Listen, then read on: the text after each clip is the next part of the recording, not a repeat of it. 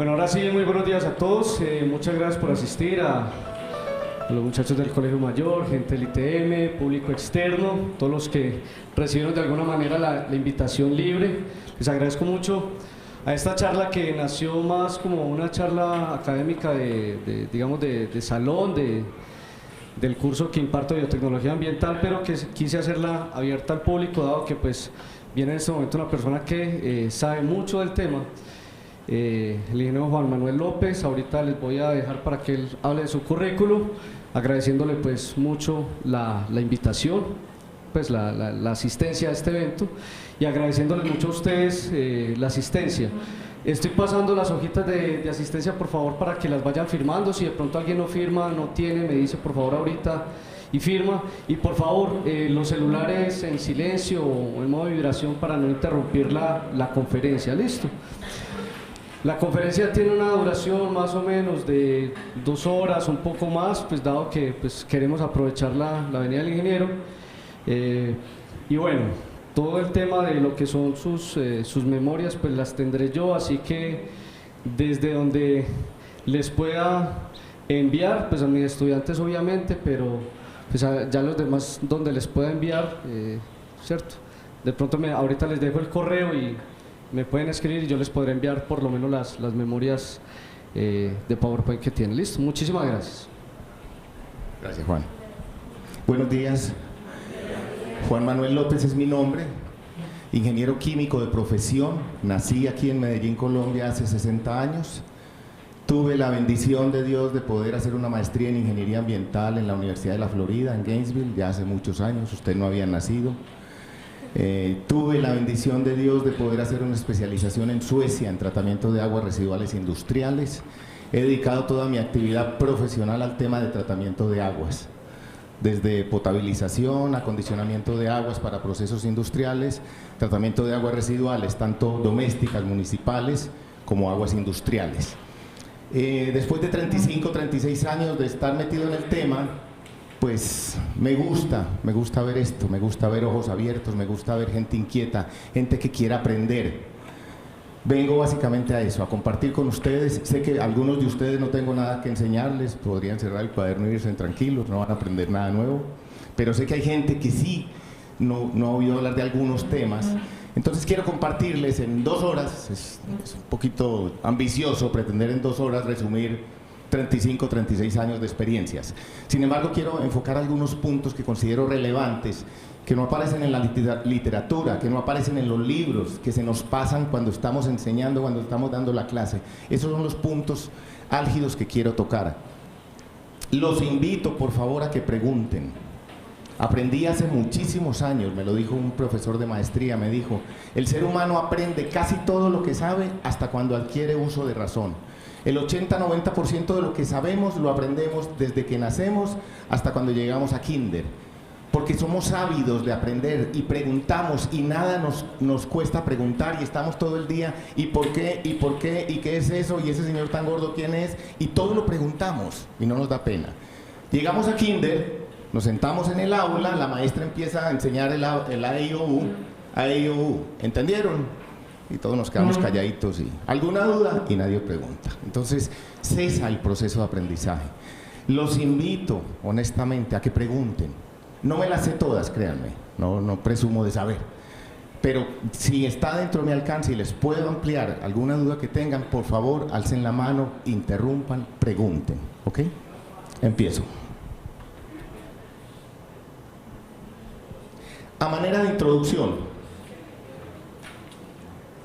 de acuerdo al Inventario Nacional de Plantas de Tratamiento que actualiza sistemáticamente la Comisión Nacional del Agua, y aquí me faltó decirles algo, he vivido en Colombia, en Cali, Barranquilla, Medellín, he trabajado en varias ciudades del país, pero hace 17 años salí de Colombia, me fui a vivir inicialmente a Guatemala, trabajé por todo Centroamérica, Colombia, Perú, y hace 12 años me fui a vivir a México, hoy día vivo en México, ¿okay? Allá es donde resido. Aprovechamos esta venida, vine por asuntos familiares, por otros temas, y quise compartir con ustedes el día de hoy. Entonces, parte de lo que les voy a decir ahorita es de la situación de México, que como les digo, conozco y comparo un poquitico lo que pasa en México con lo que pasa en Centroamérica, de Colombia, Desafortunadamente no tengo información actualizada que compartirles, pero les voy a decir de México. La Comisión Nacional del Agua es la autoridad máxima ambiental en México. En 1995 existían 684 plantas de tratamiento con capacidad de 54 metros cúbicos por segundo, 54.000 litros por segundo. El 67% de dichas plantas de tratamiento estaban en operación y trataban un caudal de 43 metros cúbicos por segundo. De acuerdo a ese inventario, la eficiencia con la que operan esas plantas se puede ver aquí más o menos. Operan con eficiencias mayores al 80%, remueven el 80% o más de la contaminación que le llegan, 3% de las plantas. Y para eso es que se hacen las plantas. Operan con eficiencias entre 50 y 80%, ya una operación muy mediocre, 24%. Operan con eficiencias inferiores al 50%, 40% de las plantas construidas. Y no operan un 33%. ¿Qué quiere decir esto? En pocas palabras, que el 66% de las plantas de tratamiento construidas en México, en ese estudio que se hizo en el 95, y ahorita les voy a pasar los datos del año 2016, el 66%, las 2/3 partes de las instalaciones construidas no sirven para nada. Es plata tirada, son elefantes blancos, ¿ok? La causa de la ineficiencia de operación o de que se encuentren los sistemas fuera de servicios son diferentes, son diversas. Un análisis preliminar de una muestra de 20 plantas aleatoria dice 45% de ellas no opera eficientemente por falta de recursos financieros, casi la mitad. No hay con qué pagar la operación de las plantas de tratamiento. Un 30% se debe a errores conceptuales en su diseño. ¿Qué quiere decir? Sistemas que se construyeron mal construidos, que no fueron bien planificados, que no fueron bien diseñados. Y el 25% restante por falta de capacitación de los operadores. En México es un país el doble del tamaño de Colombia, es un país de 124 millones de habitantes, con una geografía en extensión territorial el doble de la de Colombia. Sin embargo, hay institutos que se dedican a enseñar a operar plantas de tratamiento. El Instituto Mexicano de Tecnología del Agua, la UNAM, dictan cursos y capacitan operadores de plantas de tratamiento de aguas residuales. Sin embargo, falta capacidad, falta gente que sepa operar las plantas. Desconozco, vuelvo y les digo cuál es la situación en Colombia, pero en Centroamérica les aseguro, no hay. Ni siquiera en Costa Rica, que es un país que está un poquitico a la vanguardia en Centroamérica, no hay escuelas que formen técnicos en operación de plantas de tratamiento de aguas residuales. Y ahí tenemos un vacío enorme. Esto fue tomado de ese artículo, se llamaba Las vicisitudes de las plantas de tratamiento de aguas residuales en México, y las conclusiones dice, las vicisitudes por las que han pasado las plantas de tratamiento de aguas residuales en los últimos 20 años en el quehacer y preocupación de los ingenieros sanitarios en México, prueban que existe una distancia cultural grande entre prestar un servicio eficiente y construir simplemente una obra, lo que nos obliga a reflexionar, a discutir y a actuar en consecuencia. ¿Qué quiere decir? Una planta de tratamiento no es simplemente una obra de infraestructura, no es un conjunto de tanques, tubos, bombas, subestación eléctrica, etcétera, etcétera. Eso no es una planta de tratamiento. Esos son componentes mínimos para que funcione la planta como tal. Pero la gente se confunde, la gente cuando habla de una planta de tratamiento habla de un tanque, habla de un reactor, habla de un soplador de aire. Eso no es la planta de tratamiento. Hay que entender conceptualmente bien qué es y cómo funciona la planta de tratamiento. Estos son algunos de los elefantes blancos que me vivo encontrando en mi recorrido por toda Latinoamérica. Esto se suponía que era una zanja de oxidación y ahí está. Dentro de la misma zanja de oxidación hay construida una vivienda y el señor que vive ahí tiene gallinas y todas esas cosas, y esa es la planta de tratamiento. Y aparece inventariada, ¿no? Dicen, hay una planta de tratamiento en tal parte. Allá vean lo que es la planta de tratamiento. Esto es un filtro percolador en San Salvador. Vaya vean qué hay en el filtro percolador. No hay ni colector municipal para llegar al filtro percolador. ¿Ok? No sé si pasará algo similar aquí, lo desconozco, les decía. ¿Sí? Esto es una famosa trampa de grasas, trampas de grasas que nunca limpian, canales desarenadores mal diseñados. No sé si si los estudiantes ya han llegado a estos temas, pero un canal desarenador obedece a un diseño de ingeniería para que funcione. Cualquier canal no es un canal desarenador, créanme. Esto es un sedimentador, esto es en Nicaragua, y lo que se suponía que debería ser un sedimentador es un cultivo de yuca. Ahí sacan yuca, literalmente, ¿ok? Esto es una planta de tratamiento de aguas residuales que inauguraron en el 2003. La inauguraron, yo fui a conocerla, fui a visitarla, la inauguró el presidente de la República Mexicana, y a los 6 meses está abandonada, o está tirada. Básicamente porque no hay con qué pagar la energía eléctrica de la planta de tratamiento. El presidente municipal, allá a los alcaldes se les dice presidentes, el presidente municipal me dijo: Juan Manuel, yo escasamente tengo con qué pagar el agua del pozo, la bomba que saca el agua del pozo para darle agua potable a la comunidad. Yo no tengo con qué pagar esa vaina. Tirada, ¿ok?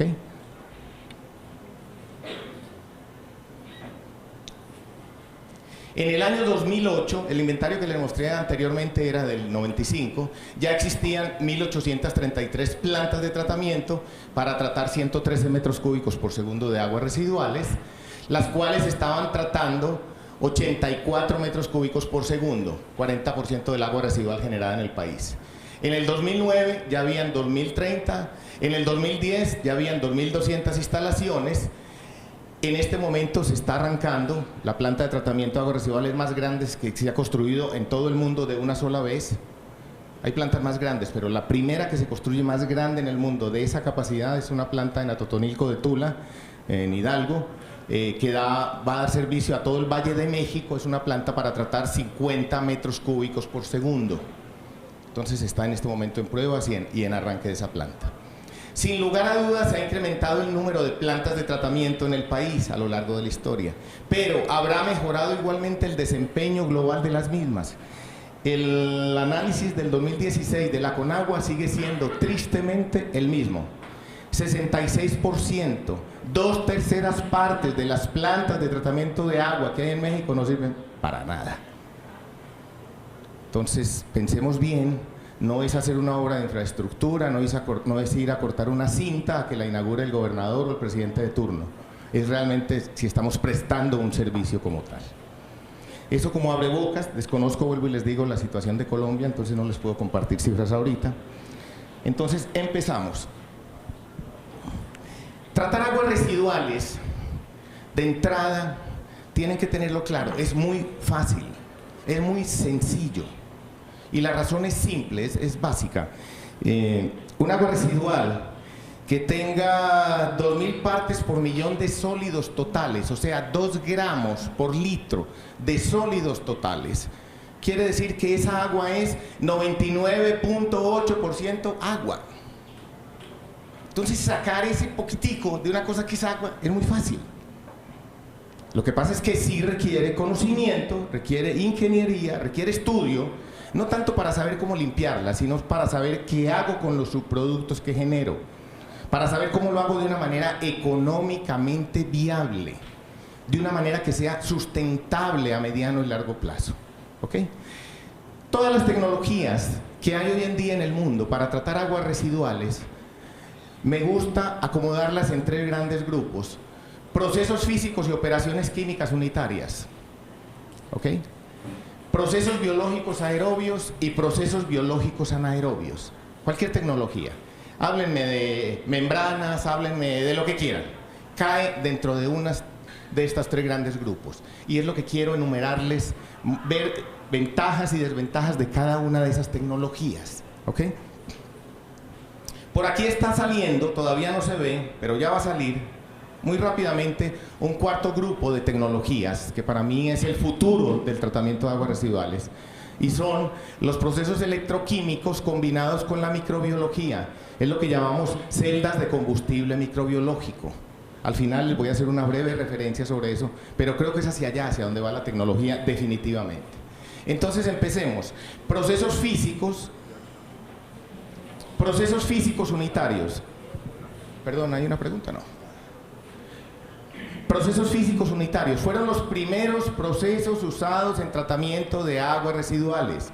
Por allá a finales de 1800, comienzos de los 1900, cuando empieza la preocupación por recuperar la calidad de agua en los ríos, sobre todo en Inglaterra, Alemania, los técnicos de la época preocupados por cómo sacamos del Támesis y del Rin, cómo sacamos llantas, muertos, incendios que se presentaban a lo largo del río y todo eso, empezaron a pensar metodologías de tratamiento y encontraron que procesos físicos copiados de la naturaleza, como es el tamizado, el desarenado, la sedimentación, la flotación, eran procesos que ayudaban a limpiar los ríos. Entonces empezaron a instalar en las descargas de aguas a los ríos, empezaron a instalar rejillas, sistema físico muy sencillo, muy simple, y ahí atrapo las llantas, atrapo los sólidos gruesos que necesito.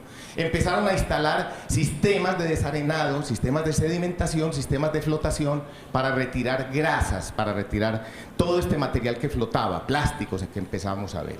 Entonces, procesos físicos unitarios, los procesos iniciales en el tratamiento de aguas residuales, procesos con una característica importante. Aún hoy en día los seguimos usando después de más de 100 años. Siguen siendo imprescindibles en las plantas de tratamiento. Muchas veces se nos olvidan. Operaciones químicas unitarias. Operaciones que usamos cuando tenemos aguas residuales industriales, aguas ya un poco más complejas. Entonces hablamos de ajustes de pHs, de balanceos de nutrientes y micronutrientes, de precipitación química.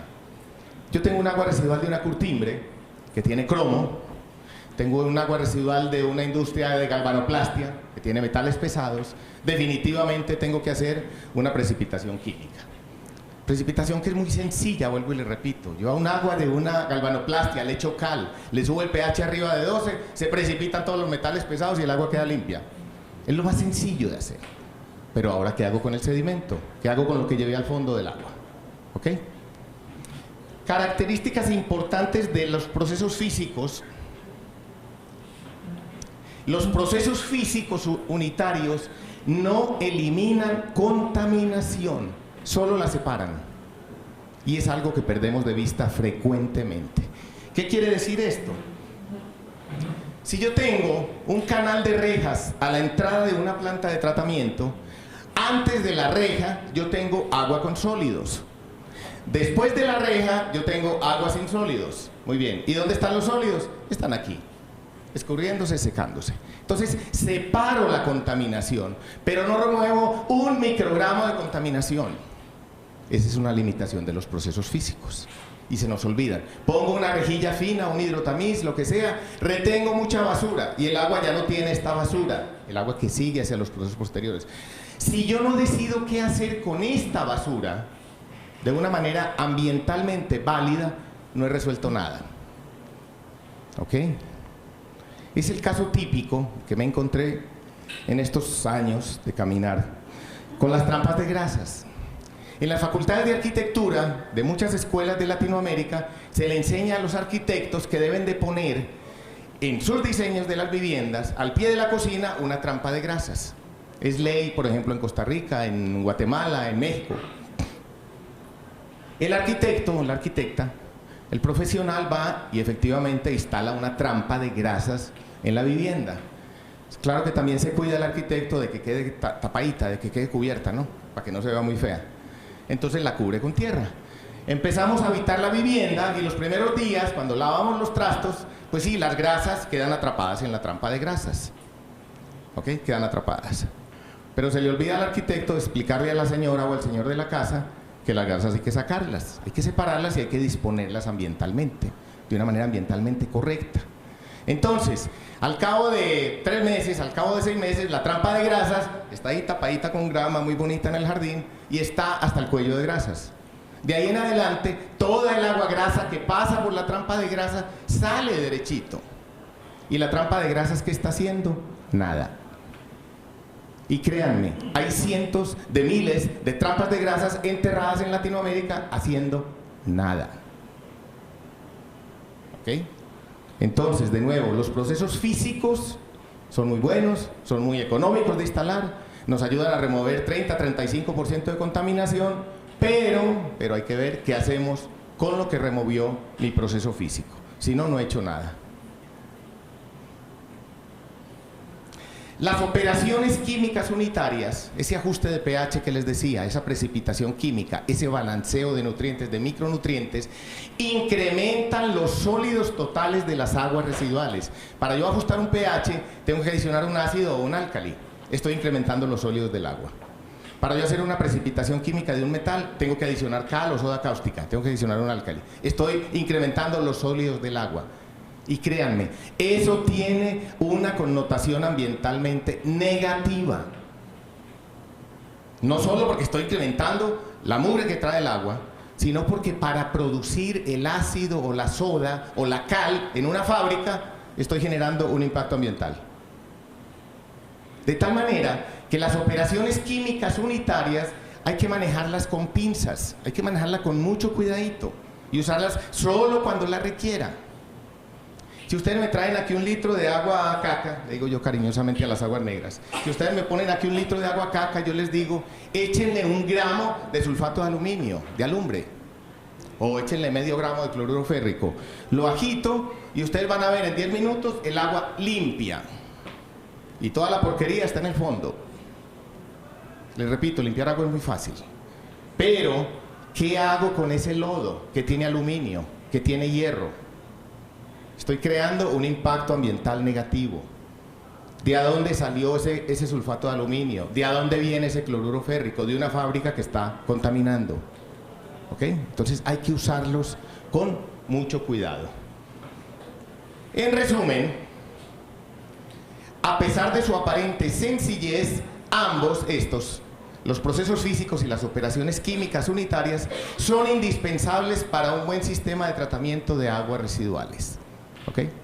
La gran mayoría de las plantas de tratamiento que colapsan, que no funcionan, que no sirven, se deben a que no tienen unos buenos procesos físicos al inicio o unas operaciones químicas adecuadas. ¿Estamos?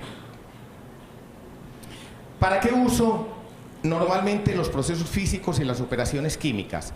Los utilizo para preparar el agua para los procesos siguientes. Estos son procesos que llamamos, o etapas de tratamiento que llamamos etapas de tratamiento primario o etapas de tratamiento preliminar, previo. ¿Ok?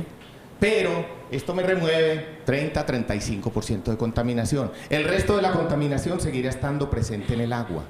Ahora, ¿qué hago para limpiar ese resto de contaminación? Entonces, es cuando aparecen los procesos biológicos. ¿Ok? Los procesos biológicos los podemos agrupar en 2 grandes grupos, procesos biológicos aerobios y procesos biológicos anaerobios. ¿Ok? Ahí están todos, 2 grandes grupos. Importante entender que ambos sistemas usan microorganismos como los elementos activos en el proceso de depuración. Usamos seres vivos para limpiar el agua residual. Es como tener una granja de cerdos o una granja de pollos. Eso es lo que es una planta de tratamiento biológica. ¿Ok? Es un ecosistema. Entonces, lo que limpia el agua, de nuevo, no es el soplador de aire, no es el tanque, no es el reactor. Son seres vivos, son bichitos que tenemos allá trabajando para nosotros. Y a la mayoría de la gente se le olvida eso. Muchas personas en toda Latinoamérica se dedican a copiar planos y a vender planos de estructuras y dicen, esta es la planta de tratamiento. No, señores, eso es un vulgar tarro donde hacemos el proceso de tratamiento. ¿Ok? Entonces son seres vivos los que limpian el agua por nosotros. Una representación esquemática de lo que sucede en un sistema biológico aerobio. Es esquemático, pero es igualmente válido. En el sistema biológico aerobio, la materia orgánica biodegradable que ingresa al sistema, cuando hablamos de materia orgánica biodegradable, a los ingenieros nos gusta usar palabras raras, extrañas, rimbombantes, de esas bonitas. Usamos que carbohidratos, aminoácidos, proteínas, grasas, vitaminas y no sé qué, hormonas. Nada. Cuando hablamos de materia orgánica biodegradable, estamos hablando de orina, de heces fecales, de la leche, de la sangre, del moco, del semen, del café, de la cerveza, de la leche. ¿Ok? Estamos hablando de eso, en español sencillo. La materia orgánica biodegradable que ingresa a mi sistema biológico aerobio lo utilizan varios microorganismos, principalmente bacterias, bacterias que para vivir requieren oxígeno, y de ahí viene la denominación de aerobio. Mi sistema es aerobio porque tengo microorganismos que requieren oxígeno para vivir. Estas bacterias aerobias utilizan oxígeno, utilizan nutrientes, principalmente nitrógeno, fósforo, potasio, para poder hacer su material celular. Respiran como nosotros, liberan CO2 y agua como fruto de su proceso metabólico, y al igual que nosotros, lo que hacen también es reproducirse dentro del sistema. Producen nuevas bacterias, y esas nuevas bacterias, esos nuevos microorganismos, es lo que denominamos lodos en una planta de tratamiento de aguas residuales. En mis procesos físicos, lo que les mencionaba antes, lo que retenemos ahí se denomina basura. Esos son basuras. Pero esto, que es material proteínico unicelular, esto es lo que denominamos lodos en la planta de tratamiento de aguas residuales. Características importantes del sistema biológico aerobio, cualquiera que sea el tipo. Más o menos el 50% de la materia orgánica que ingresa al sistema va a salir del sistema en forma de gases de respiración, en forma de CO2 y agua. Y el resto, el otro 50% de la materia orgánica biodegradable, se convierte en nuevas bacterias. Literalmente la incorporan dentro de sus células y se van multiplicando.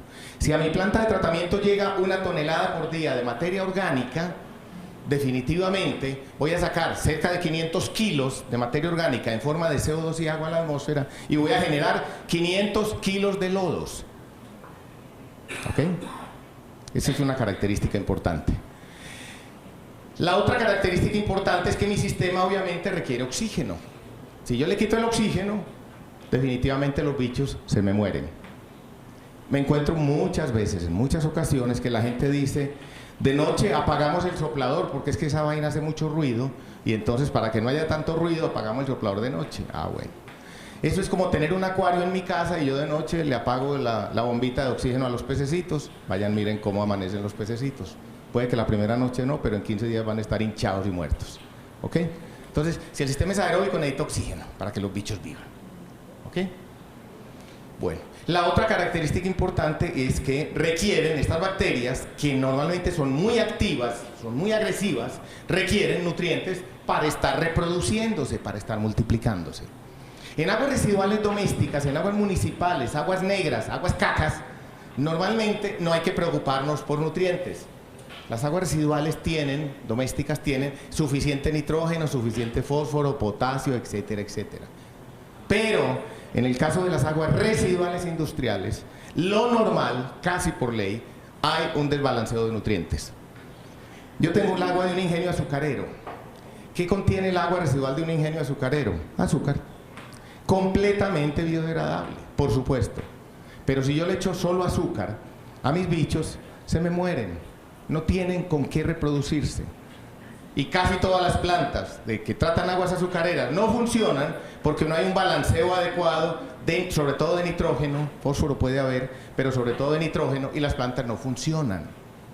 La planta de una embotelladora de gaseosas no funciona, y uno pregunta, y le estás analizando y midiendo y balanceando tus nutrientes. No sabía que había que hacerlo. Sí, hay que hacerlo. ¿Ok? Entonces, esa es una característica importante. Ejemplos de sistemas biológicos aerobios. Un río, cualquier río, es un sistema biológico aerobio. Cuando yo era niño, yo le preguntaba a mi papá, ¿por qué yo me orino en el río y aguas abajo el río está limpio? Mi papá me decía, con su sabiduría de carpintero, él me decía, porque es que el golpeteo del agua contra las piedras la va limpiando. No sabía microbiología, ni transferencia de gases, ni nada de esas carajadas. Él me decía, el golpeteo del agua en las piedras la va limpiando. Y la verdad es esa. El golpeteo del agua contra las piedras la va aireando, va suministrando el oxígeno. En el río hay bacterias, y las bacterias felices se comen todo lo biodegradable que va en mi orinada. ¿Ok? Pero ¿qué sucede cuando ya no orino yo solo en el río, sino que orinamos 1 millón de habitantes? El golpeteo no alcanza. ¿verdad? Entonces el río ya deja de ser un sistema aerobio. Entonces utilizamos, por ejemplo, las lagunas que denominamos lagunas facultativas o lagunas aireadas de manera natural. Igual, una represa, un embalse, un lago, es un sistema biológico aerobio. El oxígeno le llega por dos rutas, vía difusión desde la atmósfera, por la presión atmosférica, y vía producción fotosintética, por algas o bacterias fotosintéticas. Ahí tenemos el oxígeno. Yo le tiro comida al lago y las bacterias que están de manera natural ahí presentes, felices, están comiendo, se están reproduciendo y están limpiando el lago. Pero igual, ¿qué sucede cuando ya al lago le entra demasiada comida? Demasiada materia orgánica biodegradable. La capacidad de oxigenación, de aireación del cuerpo no es suficiente para que las bacterias aerobias estén respirando. Entonces, ¿qué sucede? Se acaba el oxígeno, se mueren las bacterias aerobias y se muere toda forma de vida aerobia. Para yo convertir un cuerpo, un lago que originalmente es aerobio, convertirlo en un sistema anaerobio, todo lo que tengo que hacer es echarle comida. No más. La gente me pregunta, ¿hay que taparlo, hay que cubrirlo? No, para nada. Si usted quiere convertir el embalse de Guatapé en un sistema anaerobio, échele comida, tírele todo el agua residual que quiera y dentro de muy poquito va a ser un sistema anaerobio. ¿Ok? Entonces, cuando eso sucede es cuando empezamos a airear esas lagunas. Si queremos seguirla teniendo como un sistema biológico aerobio, entonces pongo un aireador mecánico, le inyecto aire en el fondo, veo cómo la aireo mecánicamente y es donde aparecen las lagunas artificialmente aireadas. Otro ejemplo son las zanjas de oxidación, como esa que les mostré ahorita con la gallina. Entonces, la zanja de oxidación no es más que una mejora hidráulica en lo que es una laguna aireada. Un sistema mucho más eficiente que una laguna aireada es una zanja de oxidación. Aparecen los filtros percoladores y luego los sistemas de lodos activados. Ahí básicamente están metidos todos los sistemas aerobios que conocemos. En todos ellos, en mayor o menor grado, se presenta la reacción que les acabé de mostrar. En el río y en el sistema de lodos activados sucede lo mismo. Las bacterias aerobias, utilizando el oxígeno y utilizando los nutrientes que hay ahí, comen, literalmente se la comen, la caca, comen y se reproducen y limpian el agua. ¿Okay?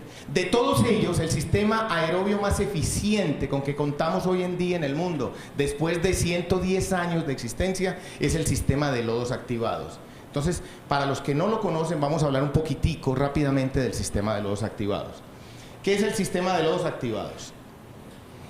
En un tanque, que igual a los ingenieros nos gusta darle nombres rimbombantes, a eso le decimos un reactor biológico aerobio de crecimiento suspendido. Reactor biológico aerobio de crecimiento suspendido. Es un tarro, es una olla. Es un tanque que puede ser hecho de acero, de fibra de vidrio, de plástico, de una geomembrana, de concreto, de lo que quiera. Es un tanque, no más. En ese tanque voy a meter el agua residual que viene de un tratamiento primario, o sea, ya le quité toda la basura, ya le ajusté el pH si era necesario, ya le adicioné los nutrientes si era necesario. Entonces meto el agua residual en ese tanque, le inyecto aire y las bacterias come caca, felices, empiezan a comer, a limpiar el agua y a reproducirse. ¿Ok? De toda la materia orgánica biodegradable que ingresa al sistema, más o menos, les decía, el 50% sale a la atmósfera en forma de CO2 y agua. Y el resto cambia de forma. Ya no tenemos todos estos compuestos orgánicos, sino que tenemos nuevas bacterias. Total que la eficiencia de remoción entre la entrada y la salida de un tanque de aireación es del orden del 50%. No remueve más. ¿Okay?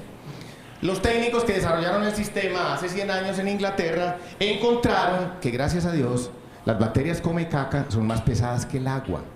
Entonces, que si yo esto que sale de mi tanque de aireación lo pongo en un sedimentador, les doy ciertas condiciones de quietud, de quiescencia, las bacterias, por su propia naturaleza, se van al fondo, se asientan, se sedimentan. Y el agua entonces queda bastante limpia. Y ya hablamos de eficiencias de remoción entre la entrada y la salida del orden del 95%. ¿Ok? ¿Qué fue lo otro que encontraron los técnicos que desarrollaron el sistema importante de hacer? para poder controlar adecuadamente la cantidad de biomasa dentro del tanque, incorporaron una línea que llamamos de recirculación interna de lodos. ¿Ok? Y eso que están viendo ahí esquemáticamente es un sistema de lodos activados. Características importantes, tengo que estar aireando. La aireación, por si no lo saben, sobre todo cuando utilizo aire directamente en un tanque de estos, completamente ineficiente, mandada a recoger. Y la razón es simple. Las bacterias, los microorganismos, lo que utilizan del aire es el oxígeno. Y el aire tiene entre 19 y 21% de oxígeno. La quinta parte es oxígeno. Entonces quiere decir que yo tengo que mover un fluido, tengo que mover un gas, meterlo a ese tanque y esperar que los bichos utilicen la quinta parte que les sirve. ¿Sí? Las otras cuarta, quinta partes de 4/5 de ese fluido no sirven para nada. Es nitrógeno, argón, xenón, etcétera, etcétera.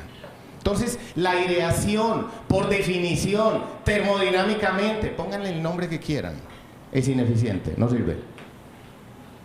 ¿Ok? Bueno. Esto no es una planta de tratamiento de aguas residuales, es un componente de una planta de tratamiento de aguas residuales. ¿Qué falta ahí en el sistema? Faltan dos cosas. Falta un tratamiento primario, no se lo estoy mostrando aquí. Toda planta de tratamiento, toda, tiene que tener un tratamiento primario, y si no, no funciona. Y nos falta, ¿qué hago con los lodos? Ya les decía, más o menos la mitad de lo que ingresa al sistema biodegradable, de lo que ingresa, va a salir la mitad en forma de lodos. Entonces, hasta que yo no tenga un sistema de procesamiento y manejo adecuado de lodos, no he resuelto sino el 50% del problema. ¿Ok? Hay compañías, hay consultores, hay sinvergüenzas por toda Latinoamérica que venden sistemas de lodos activados y dicen esa es una planta de tratamiento de aguas residuales. Eso no es una planta de tratamiento.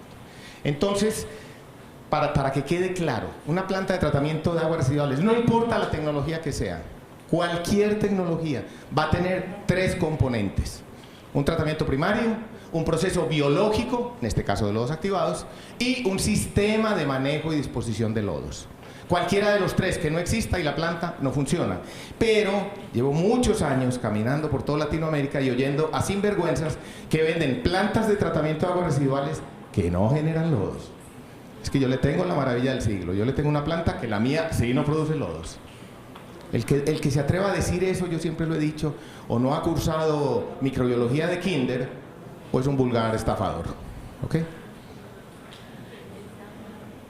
Para los que no lo hayan visto, así luce un tanque de aireación.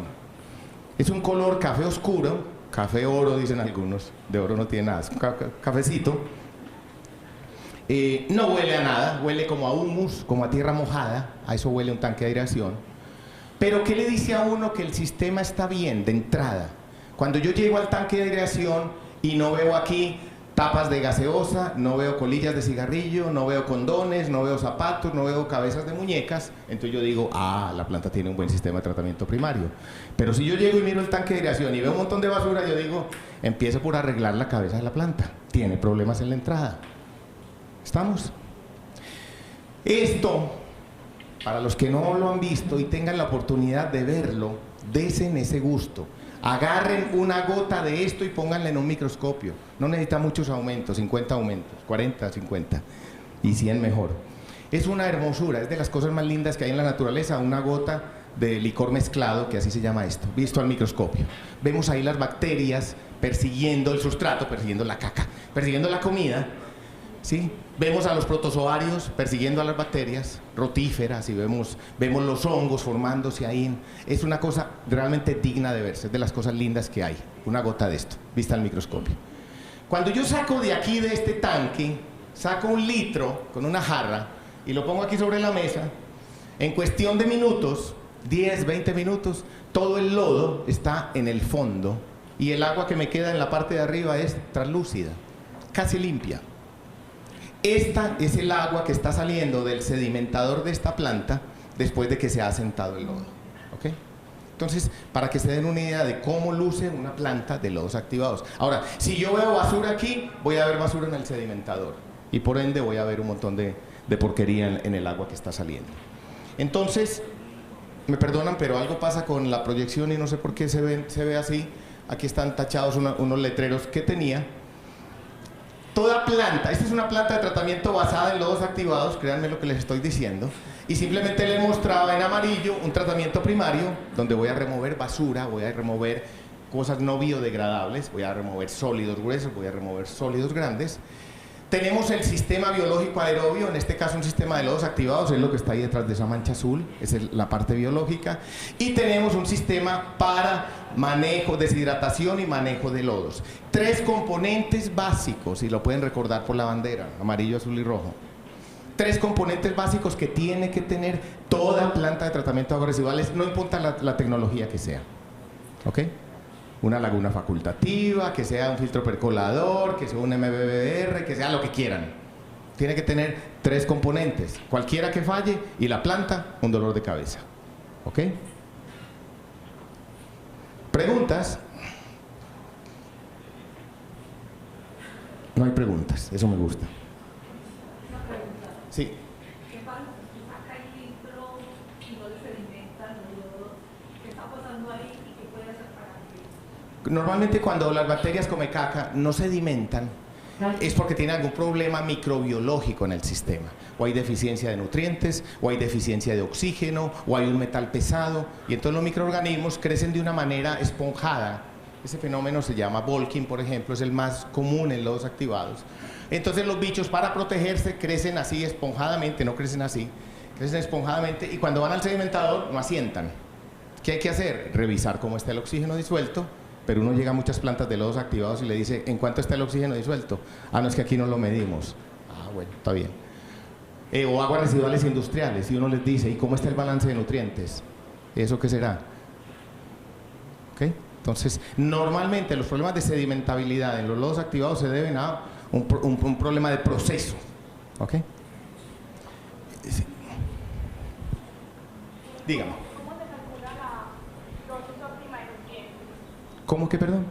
¿Cómo se calcula la dosis óptima de nutrientes? Dependiendo del sistema, si es aerobio hay una relación mínima que uno debe de garantizar, relación de DBO, nitrógeno, fósforo, por lo menos 100:5:1. Si tengo 1000 miligramos de DBO, debería tener 50 miligramos de nitrógeno y debería tener 10 de fósforo como mínimo. De ahí para arriba no hay problema. En los sistemas aerobios, lo vamos a ver más adelante, son menos exigentes en nutrientes, entonces puedo manejar relaciones de 350:5:1. ¿Sí? 100:5:1 en los aerobios, 350:5:1, y es una ventaja muy importante en los sistemas anaerobios. Bueno,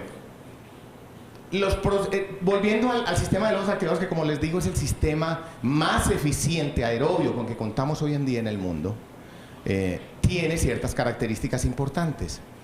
Los lodos activados son los lodos más estudiados y más conocidos en Latinoamérica. ¿Y cuál es la razón? De hecho, la planta de San Fernando es una planta de lodos activados. La planta del Retiro es una planta de lodos activados. La planta que se está probando, arrancando ahorita en el norte del Valle de Aburrá es una planta de lodos activados. Son los sistemas más estudiados, más conocidos en Latinoamérica, y la razón es simple. El sistema se desarrolló en Inglaterra hace 110 años, de Inglaterra pasó a Europa y de Europa pasó a los Estados Unidos. ¿Ok?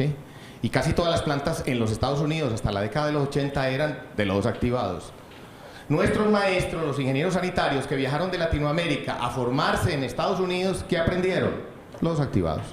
Entonces lo que trajimos a Latinoamérica, eso es lo que enseñamos en Latinoamérica, lodos activados. Esa es la única razón. Porque los lodos activados requieren una cantidad moderada de área, no es mucha, pero es mayor que un sistema anaerobio. Tienen un alto consumo de energía en aireación y mezcla, así como en recirculación de lodos. Y cuando les decía que la mitad de las plantas de México que no operan lo hacen porque no hay con qué pagar eso, ahí está. Cuesta mucho airear el sistema. Cuesta mucho mezclar el contenido del tanque de aireación. Cuesta mucho recircular los lodos del sedimentador al tanque de aireación. ¿Ok? Tienen una alta producción de lodos en excesos, los cuales deben ser dispuestos apropiadamente. ¿Sí? Más o menos la mitad de la materia orgánica biodegradable que ingresa a un sistema de lodos activados sale en forma de lodos. Si yo tengo 5 toneladas de materia orgánica diariamente, prepárese a retirar 2,5 toneladas de lodos de su planta todos los días. Así de sencillo. Por más que le digan que es que esta tecnología milagrosa no genera lodos. ¿Ok? Y en general es bastante costoso de operar en los países en vía de desarrollo. Esto lo aprendí yo por allá en los 80, usted no había nacido. Pero hoy en día, aún hoy en día, en los países desarrollados, esto ya está siendo totalmente revaluado. Pero hay que aprenderlo y hay que verlo. Me iban a preguntar algo por allí, perdóname. No. Ok, seguimos. Gracias. Entonces, 2 escuelas han venido trabajando en estos últimos 50 años alrededor del tema de lodos activados. Uno, ¿cómo hago para disminuir el costo de aireación? ¿Sí? Esa es la primera escuela. Y entonces, desarrollando sistemas de menor costo de aireación, aparecen, por ejemplo, en los lodos activados, aireadores cada vez más eficientes. Los primeros aireadores que usamos en lodos activados eran aireadores tipo turbina. A un motor, al eje de un motor le poníamos unas aspas y con esas aspas mezclábamos el contenido del tanque. Con esas aspas inyectábamos el oxígeno al tanque de aireación. Sistemas totalmente ineficientes. No pasaba del 5% de la eficiencia energética de un sistema de estos. Y la razón es simple. Si ustedes se imaginan que este tanque puede tener 3, 4, 5, 6 metros de profundidad, si ya saben, como les he dicho, que las bacterias comecaca son más pesadas que el agua, entonces obviamente esto, bregando a salpicar el agua ahí superficialmente, pues los rincones, los fondos de los tanques, los bichos están ahí asentados y allá no les llega oxígeno y no les llega comida. Sin embargo, todavía hay gente que sigue vendiendo turbinas. Bueno, pasamos luego a los sistemas de sopladores de aire, ¿cierto? Un soplador de aire, los famosos blowers, que no son más que un par de masas metálicas que giran la una contra la otra, atrapan una cantidad de aire en la succión y la descargan en el extremo opuesto. Eso es el típico soplador de aire. Para que estas masas lobulares pasen el aire, obviamente tienen que tener muy buen ajuste en este punto. Son masas de acero templado, muy finas, pero están en contacto prácticamente la una contra la otra. Efectivamente desplazan el aire, pero al hacerlo en esta zona se genera fricción, la fricción genera ruido y genera calor. ¿Okay? ¿Qué mueve ese par de masas? Las mueve un motor externo. Entonces aquí tenemos un motor con una banda y aquí es donde está propiamente el soplador. Por aquí está la tubería de aspiración y la tubería de descarga. Entonces los sopladores de aire, quienes no los conozcan, vayan a arrímense a uno y van a ver el nivel de ruido que hace un soplador de aire, ¿no?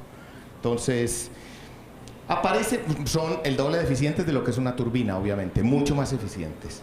Aparecen los sistemas de aireación de tercera generación. Estos fueron desarrollados en Japón, porque los japoneses estaban bravos de oír, estaban cansados de oír sopladores de aire por todas partes y dijeron, tiene que haber otra forma de airear. Y efectivamente desarrollaron los equipos de aspiración de aire, equipos que llamamos de tercera generación. Esto es una bomba sumergible, una bomba que va dentro del tanque de aireación. La bomba jala licor mezclado, jala el contenido del tanque de aireación y lo descarga dentro del tanque. Entonces la bomba lo que está haciendo es recirculando simplemente el contenido del tanque. Entonces ya no vamos a mezclar el tanque con aire, sino que lo vamos a mezclar mecánicamente, hidráulicamente. En la descarga de la bomba ponemos un Venturi, ¿sí? Un eyector de vacío. ¿Qué es un Venturi? Es una reducción brusca en el diámetro de la tubería. Venimos con una tubería de 4 o 6 pulgadas, ponemos una platina con un orificio de 1 pulgada, eso es un Venturi. Se demuestra muy fácilmente, es una práctica de laboratorio muy sencilla. Después del Venturi, después de la placa, se genera una zona de vacío o de presión negativa. Entonces en esa zona colocamos un tubo y el tubo va hasta arriba. Entonces la bomba está mezclando el contenido del tanque y al mismo tiempo está haciendo vacío, está aspirando el aire. Entonces, así se ve un equipo de estos instalados. Esto lo pusimos en una planta en Costa Rica, una planta de piña. Aquí vemos el equipo sumergido y aquí vemos la tubería por donde se va a aspirar el aire. Obviamente, un equipo de estos, cuando yo voy al tanque de aireación, lo único que veo es un tubo. La bomba, al estar sumergida todo el tiempo, está refrigerada por la misma agua. El ruido, no hay ruido. Todo lo que uno siente es algo así como así se escucha en la planta que utiliza este tipo de equipos. Y este equipo tiene el doble de eficiencia de la de cualquier soplador. Quiere decir que donde tenga que usar un soplador de 50 caballos, con una bomba sumergible de 25 caballos, logro el mismo efecto. La factura de energía se me va a la mitad. ¿Ok? Entonces todos los días estábamos tratando de desarrollar sistemas más eficientes para airear. Los filtros percoladores, quienes no lo conozcan. Los filtros percoladores, ya no hablamos de crecimiento suspendido, ya no hablamos de que las bacterias están flotando en suspensión en el agua, sino que hablamos de crecimiento adherido. En un recipiente, en un tarro, de cualquier material, bueno, de un material apropiado, metemos un material inerte. Hemos puesto piedras de río, piedras de canto rodado, hemos puesto piedras pómez, hemos puesto anillos cerámicos, hemos puesto anillos de vidrio, hemos puesto pedazos de tubería de PVC, hemos puesto lo que ustedes se quieran imaginar, ¿ok? ¿Qué es lo que voy a hacer en este sistema? Voy a procurar que las bacterias crezcan adheridas a esta superficie, crezcan ahí pegadas a esa superficie. Entonces llevo el agua caca que viene del tratamiento primario y la espolvoreo, la riego uniformemente sobre la superficie del filtro percolador y la dejo que caiga. Ese proceso se llama percolar, como hace una percoladora de café, estamos percolando el agua. Esto no está inundado de agua, esto está vacío. Entonces, la aireación es una aireación natural. La presión atmosférica está metiendo el aire ahí dentro de todos esos espacios vacíos y mi costo de aireación es cero. Cero en un filtro percolador. ¿Ok? Entonces, logro que las bacterias que están aquí adheridas, ellas las baño con el agua caca, y ellas comen y respiran y se van reproduciendo, y el agua que sale por la parte de abajo sale limpia. ¿A qué costo energético? Cero. Tal vez al costo de bombear el agua, llevarla a la parte de arriba y dejarla caer. Pero, si por ejemplo, como en este caso, yo tengo el tratamiento primario en una falda de una montaña, hago un buen tratamiento primario y dejo pasar el agua por mi filtro percolador, mi costo energético total en esta planta es cero. Y es un sistema aerobio. Cuesta entenderlo, pero ahí está. ¿Ok? Bueno. Los sistemas de biodisco, que no son más que una mejora de los filtros percoladores, un crecimiento también adherido, una mejora hidráulica. Entonces, en un sistema de biodiscos, lo que yo hago es promover el crecimiento de los microorganismos adheridos a estas superficies. Este es un tanque por donde voy a pasar la comida, el sustrato, dicen los técnicos, la caca. Entonces, tengo en el extremo, tengo un motorreductor que me hace girar todos estos discos de una manera muy lenta, me las está haciendo girar. Las bacterias van a empezar a crecer adheridas a esta superficie, ellas toman aire cuando están arriba, se sumergen y empiezan a comer caca, y comen, y comen, y comen, y comen, y vuelven y salen, y vuelven y respiran. Entonces la aireación es simplemente darle vueltas a ese tambor. Es un costo energético muy bajito, mínimo, ¿ok? Entonces es otro sistema aerobio, pero donde mi costo de aireación es muy bajo, el sistema de biodiscos. ¿Cuáles son las limitaciones de los percoladores y de los sistemas de biodiscos? Que cada desarrollador del material de soporte o del material donde van a crecer los bichos, cada uno de ellos hace su propio estudio, hace su propia cinética de cuánta área necesito, de cuántos bichos me van a crecer por cada metro cuadrado de superficie, y eso se lo reserva, normalmente no lo publican. Entonces no hay una tecnología estandarizada que diga, si el anillo es de esta geometría, entonces necesita tantos metros cúbicos de empaque por kilo de DBO, ¿sí? O lo mismo en los biodiscos. Entonces son sistemas que tienden a ser patentados y eso ha dificultado un poquitico su divulgación. Sí.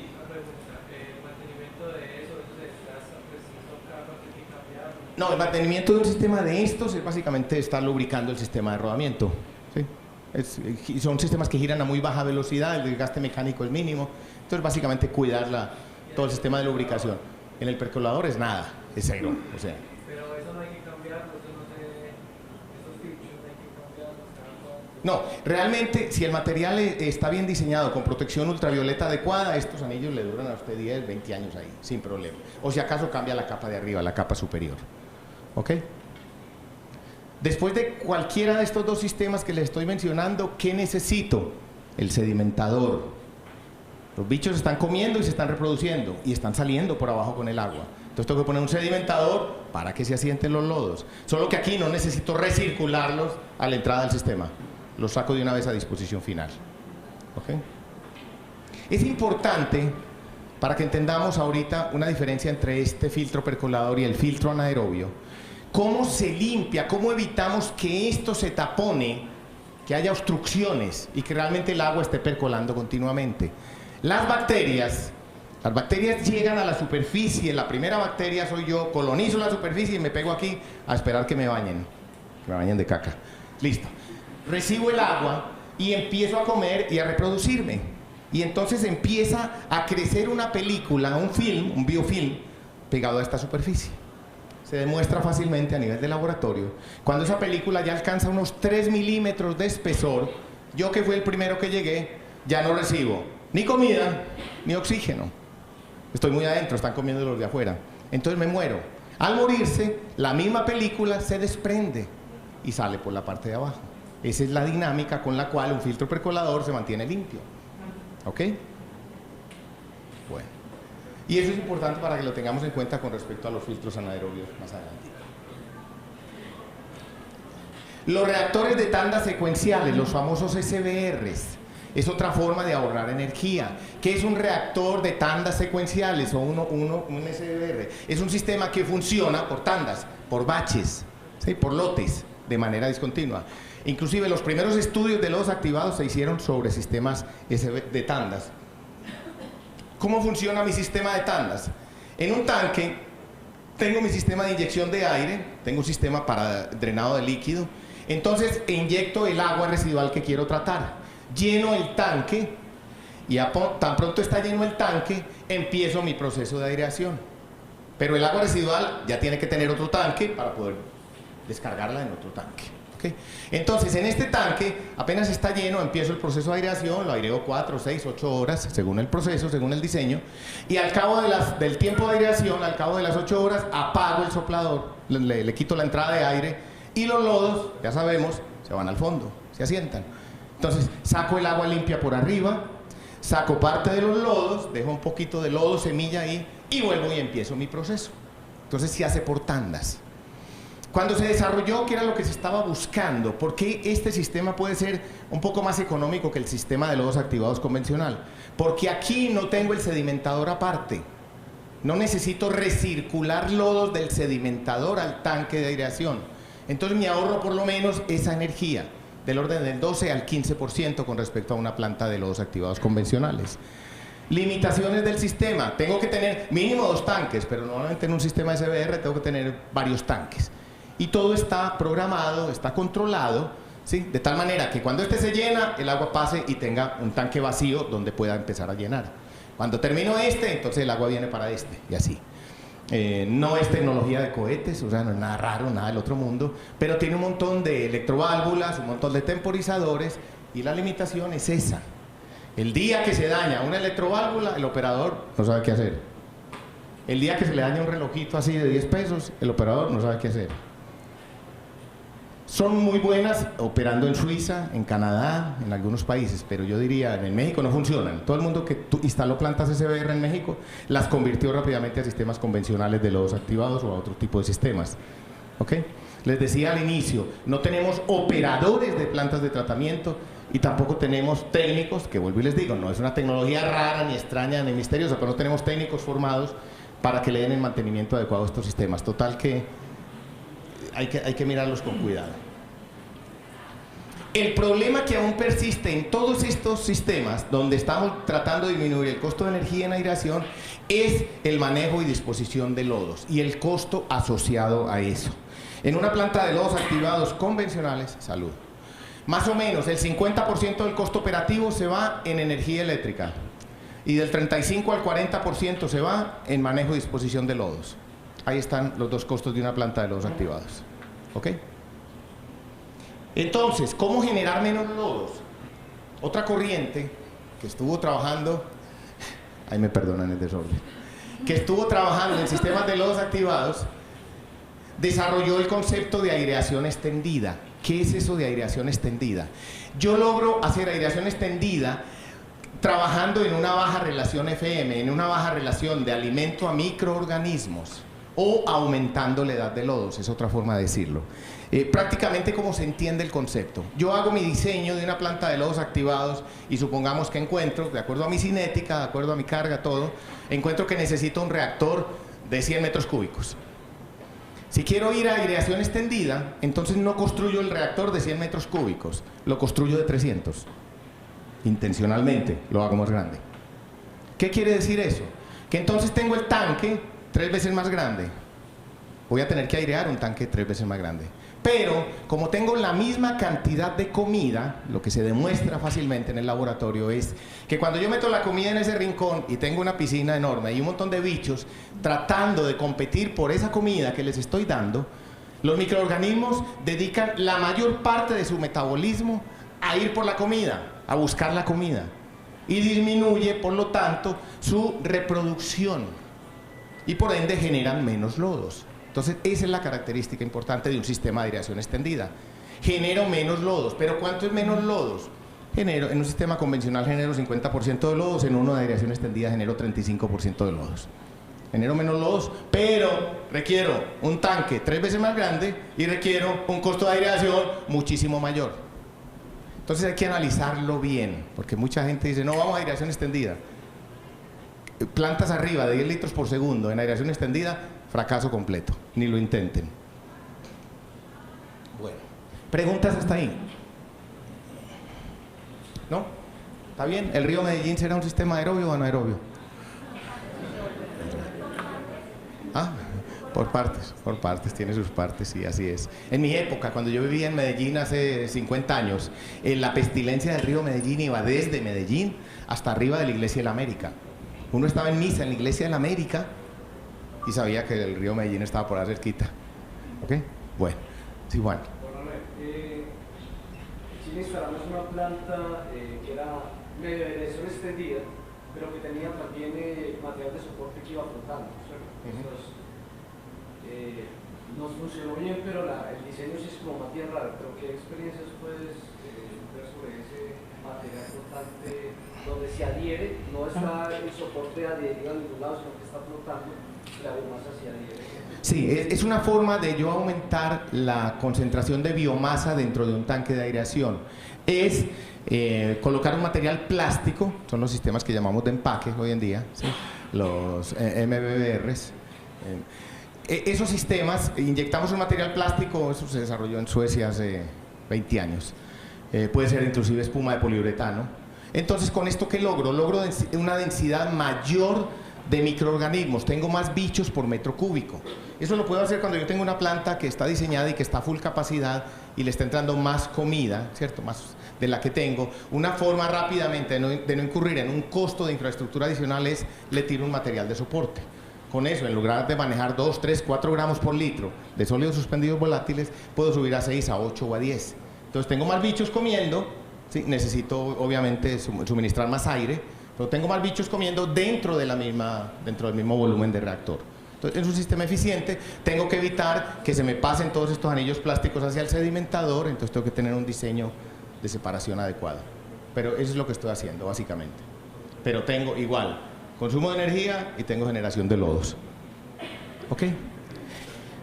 Me gustaría compartirles mucho más de los sistemas aerobios. De pronto, si tienen alguna pregunta, vayan a ir pensando y de pronto al final lo vemos. Pero el tiempo va avanzando, va avanzando. Yo por mí tengo toda la semana voy a estar en Medellín, pero yo sé que su tiempo es limitado. También sé lo que me enseñó un maestro hace mucho tiempo. El cerebro aprende hasta que se cansan las nalgas. Cuando ya uno empieza a moverse y acomodarse y no encuentra cómodo, ya el cerebro no da. Entonces, por eso interrumpo aquí los sistemas aerobios y voy a empezar con los sistemas anaerobios. Los sistemas anaerobios, en especial los sistemas de alta tasa, vamos a hablar de esto. ¿Cómo llegué yo a los sistemas anaerobios? 1983, estaba haciendo mi maestría en la Universidad de la Florida y mi maestro, con una visión enorme, me dijo: Juan Manuel, él sabía que yo iba a estudiar procesos biológicos. Yo no necesitaba aprender procesos físico-químicos porque, gracias a Dios, esos los aprendí como ingeniero químico aquí en la Bolivariana. Pero me dijo: Juan Manuel, usted viene a estudiar procesos biológicos para tratamiento de aguas residuales. Le voy a enseñar de los activados, porque tiene que aprenderlos. Pero para mí esta vaina no funciona en Colombia. Él ya conocía Colombia, había venido. Pero esto no funciona en Colombia.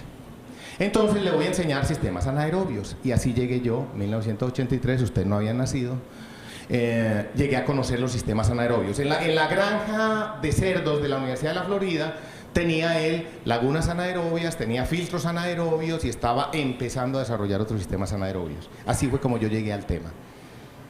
Rápidamente entendí el porqué. Dije, sí, no hay comparación entre un sistema anaerobio y un sistema aerobio, no tiene nada que ver esto, ni riesgos. Entonces empecé a estudiarlos, me encariñé con el sistema y desde que empecé a enseñar, he tratado de enseñar los sistemas anaerobios. Entonces de esto, lo que quieran. En un sistema biológico anaerobio, la materia orgánica biodegradable, que ya sabemos qué es, ¿verdad?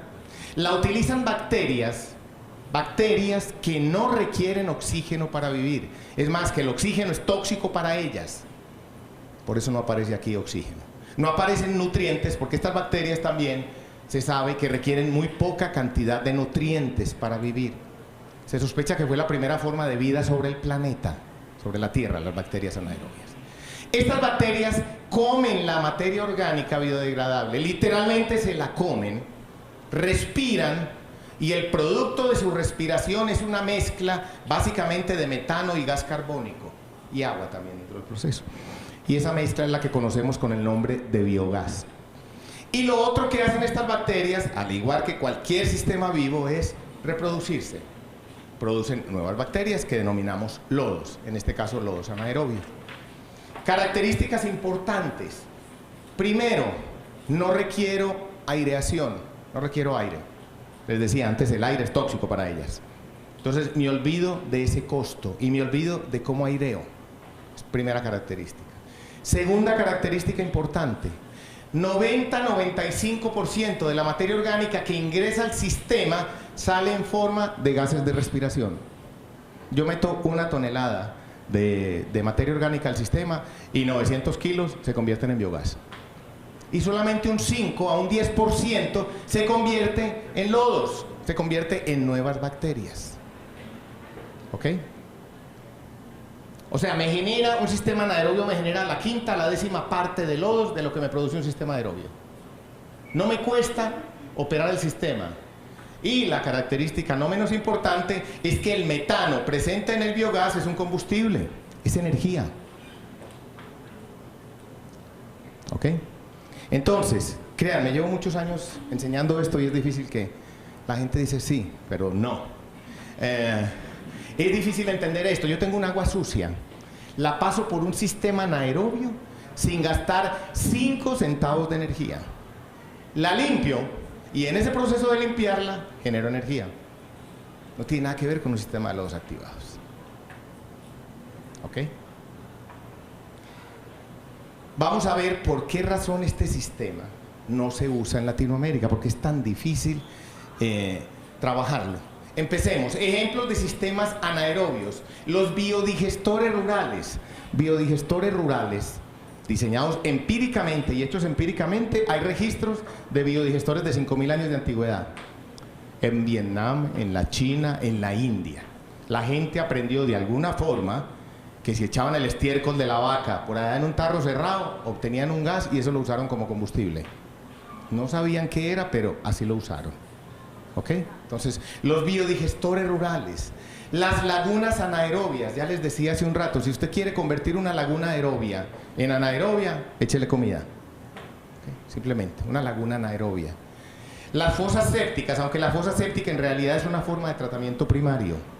Los tanques Inhofe, los digestores convencionales de lodos, los filtros anaerobios y los reactores USB, todos ellos son ejemplos de sistemas anaerobios. En todos ellos, en mayor o menor grado, se produce la misma reacción que les acabé de mencionar hace un momento. El sistema anaerobio más eficiente con el que contamos hoy en día en el mundo sigue siendo el reactor USB. Es el símil, es como el equivalente a los sistemas de lodos activados. Vamos a ver rápidamente uno por uno. ¿Qué es una laguna anaerobia? Es un hueco que yo abro en la tierra, meto una excavadora y abro una zanja y ahí tengo una laguna. Ya les dije, para que eso sea anaerobio no hay que hacer nada, échele comida. ¿Ok? Entonces, hago un hueco en la tierra, ingreso el agua con alta contenido de materia orgánica, que tengo que echarle bastante comida, Esto puede ser inicialmente lleno con agua limpia y puedo tener pececitos y arañitas y sapos, no hay problema. Pero empiecen a echar comida y en cuestión de 2 o 3 días los pececitos están flotando y se acabó toda la vida aerobia en el sistema. Se volvió anaerobia. Dejo que el agua permanezca entre la entrada y la salida de 15 a 30 días. ¿Sí? Y remuevo, así, con solo pasar el agua por esa laguna, remuevo 50% de contaminación. ¿A qué costo? 0. Muy usadas en los ingenios azucareros, en las plantas de extracción de aceite de palma, en todo lo que son empresas con unas altas cargas orgánicas. Y la razón es simple, lo que les digo, a costo 0 remuevo 50% de contaminación. Ese 50% de contaminación que yo remuevo entre la entrada y la salida sale del sistema, yo lo veo burbujeando, sale en forma de biogás. ¿Cuál es el pecado en la mayoría de las lagunas anaerobias que me encuentro? Que son lagunas abiertas a la atmósfera. Entonces el biogás está escapando continuamente a la atmósfera. Y el biogás, les decía, tiene un alto contenido de metano. Y el metano, está probado, tiene un efecto dañino sobre la atmósfera. Contribuye al efecto invernadero y ataca la capa de ozono. Una molécula de metano daña lo mismo que 22 moléculas de CO2. ¿Ok? Entonces, estamos limpiando el agua parcialmente, pero no estamos tirando en la atmósfera. No estamos haciendo ambientalmente nada. Lo mínimo que hay que hacer es tapar la laguna. Ah, pero es que eso cuesta. Ah, bueno, entonces no la tape. Entonces, tapar la laguna, captar el biogás y quemarlo. Convertirlo en CO2 y agua, por lo menos. ¿Ok? Entonces, es una laguna anaerobia. La fosa séptica igual tiene 120, 130 años de existencia en el mundo. ¿Qué es una fosa séptica? Una fosa séptica es una estructura, un tanquecito. Fue diseñado, fue concebido, se utilizó, se utiliza y se utilizará como una solución individual. ¿Qué quiere decir una solución individual? Una solución para una casa. No es una fosa séptica para un municipio. ¿Ok? Pues no, pero es que las veo cada rato. Ok, bueno. Entonces, una solución individual. Tiene una estructura de entrada, una tubería, una estructura de salida. El tiempo de permanencia del agua residual cuando la fosa está limpia, está vacía, entre la entrada y la salida, 24 horas, 48 horas si quieren, pero 24 horas. Quiere decir que si yo en mi casa espero generar 1 metro cúbico de agua residual, que sería una bestialidad, pero supongamos que voy a generar 1 metro cúbico, 1000 litros de agua residual por día, todo lo que necesito es una fosa séptica de 1 metro cúbico. ¿Ok? Y entonces, entre la entrada y la salida, cuando está limpia, la fosa permanece 24 horas. En esas 24 horas voy a hacer 2 cosas. Sedimentar los sólidos más pesados, los frijoles, las heces fecales, todas cosas, toda esa porquería, va al fondo. O sea, es un sedimentador primario. Y lo más liviano va a ir a la parte de arriba y tengo una trampa de grasas. Por eso les decía, esto es básicamente un proceso de tratamiento primario. Aunque en el fondo se empiezan a dar reacciones anaerobias, pero en esencia es un tratamiento primario. Si yo mido la eficiencia de remoción entre la entrada y la salida en una fosa séptica, cuando recién la pongo en operación, voy a encontrar que es alrededor del 35%. Yo mido de entrada, de salida, o sólidos, o de cubo, como lo quiera medir, y voy a remover 35%. Entonces, necesariamente, una fosa séptica requiere un proceso de tratamiento secundario. ¿Qué uso como proceso secundario, como proceso biológico? Los que desarrollaron este sistema entendieron rápidamente que el suelo es un muy buen sistema de tratamiento biológico. Y cuando me refiero al suelo, me refiero a la primera capa de tierra, a donde están las raíces de las plantas. Para los paisas es muy fácil entender, donde está la tierra de capote. Esa parte del suelo es un muy buen sistema de tratamiento biológico. Entonces, quienes desarrollaron estos sistemas encontraron que si yo el agua que sale de la fosa séptica la infiltro en el suelo, la paso a través de una tubería perforada en la capa superficial del suelo, ahí hay temperatura, oxígeno, nutrientes, microorganismos adecuados para que al final el agua está limpia, como en una planta de lodos activados, exactamente igual de limpia. ¿Ok? Por cada metro cúbico de fosa séptica requiero más o menos entre 30 y 60 metros cuadrados de un buen suelo. Entonces obviamente entenderán que si voy a poner una fosa séptica para 10 casas, son 10 metros cúbicos de fosa séptica y necesitaré 600 metros cuadrados de campo de infiltración. Entonces ya eso no lo hacen. Por eso una fosa séptica no se concibe así. En algunos países, Guatemala me tocó, por ejemplo, Nicaragua y en el sur de México, en la península de Yucatán, entonces se cambió el concepto. En algún momento histórico alguien dijo que es que como necesitamos tanto campo de absorción y como la tierra es tan costosa, es mejor hacer una casa ahí que poner un campo de absorción, entonces más bien hagamos un pozo de absorción. Cambiaron el concepto. Empezaron a abrir huecos de 1 metro de diámetro, 1,20 de diámetro y 10 metros, 12 metros, 15 metros de profundidad. Entonces, lo que salía de la fosa séptica lo inyectaban hacia el pozo de absorción. Obviamente, en la parte baja del suelo no hay ni temperatura adecuada, ni oxígeno adecuado, ni nutrientes adecuados. Yo meto eso al pozo de absorción y ¿qué es lo que estoy haciendo? Poposeándome en los mantos freáticos. Estoy contaminando todos mis mantos freáticos. Un estudio en Guatemala del 2000, 98-2000, de 1.200 pozos analizados a lo largo de toda la geografía de Guatemala, realizó el Ministerio de Salud, todos mostraban coliformes fecales. En todos había caca. Bueno, entonces, la península de Yucatán, en Mérida, como el suelo allá es rocoso, es muy duro el suelo, no hay alcantarillados. Y en Mérida el estándar es cada casa, al frente de su casa tiene una fosa séptica. Y al frente de la fosa séptica un pozo de absorción. Y tristemente contaminaron los famosos, los cenotes, unos cuerpos de agua preciosos que hay allá. Empezaron a aparecer coliformes fecales y en las playas de la Riviera Maya empezaron a aparecer coliformes fecales. ¿Ok? Por esa razón, una combinación errada. Pero el pecado principal de la fosa séptica, ¿cuál es? Les decía al principio, en un tratamiento primario, yo lo que hago es separar la contaminación. Pero si yo no manejo adecuadamente esto que separo, no estoy haciendo nada. ¿Qué sucede en la fosa séptica cuando yo la pongo en operación el día 1? Tiempo de residencia entre la entrada y la salida, 24 horas o 48 si quieren. A medida que esto se va llenando de porquería abajo y de porquería arriba, voy disminuyendo el volumen efectivo real de mi fosa séptica. O en otras palabras, estoy disminuyendo el tiempo de permanencia, el tiempo de residencia hidráulico del agua dentro de la fosa. Entonces, llega un momento, normalmente es al cabo de los 6 meses, donde esto está lleno aquí abajo de caca y lleno de grasas y jabones y porquerías aquí arriba. El agua ingresa y en cuestión de minutos sale. ¿Por qué? Pues porque no hay espacio donde el agua permanezca para sedimentar y para flotar ni nada. Entonces, la fosa séptica empieza teniendo una eficiencia del 35% y va declinando y al cabo de 6 meses la eficiencia de una fosa séptica es 0, no está haciendo nada. A menos que yo llegue y vacíe toda esa porquería, me la llevo en un camión, está otra vez limpia, vacía y vuelve y sube a 35% la eficiencia de remoción de la fosa. ¿Estamos?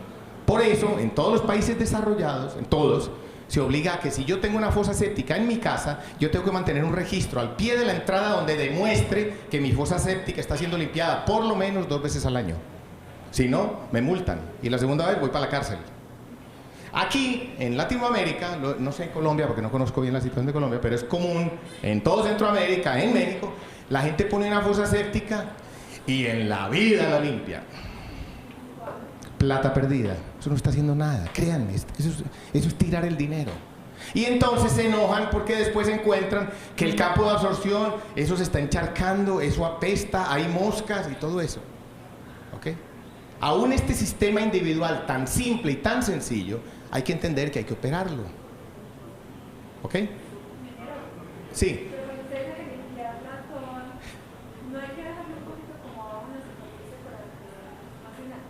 No, porque realmente el sentido de la fosa séptica es una sedimentación primaria y una trampa de grasas. El proceso biológico es en el campo de absorción. ¿Okay?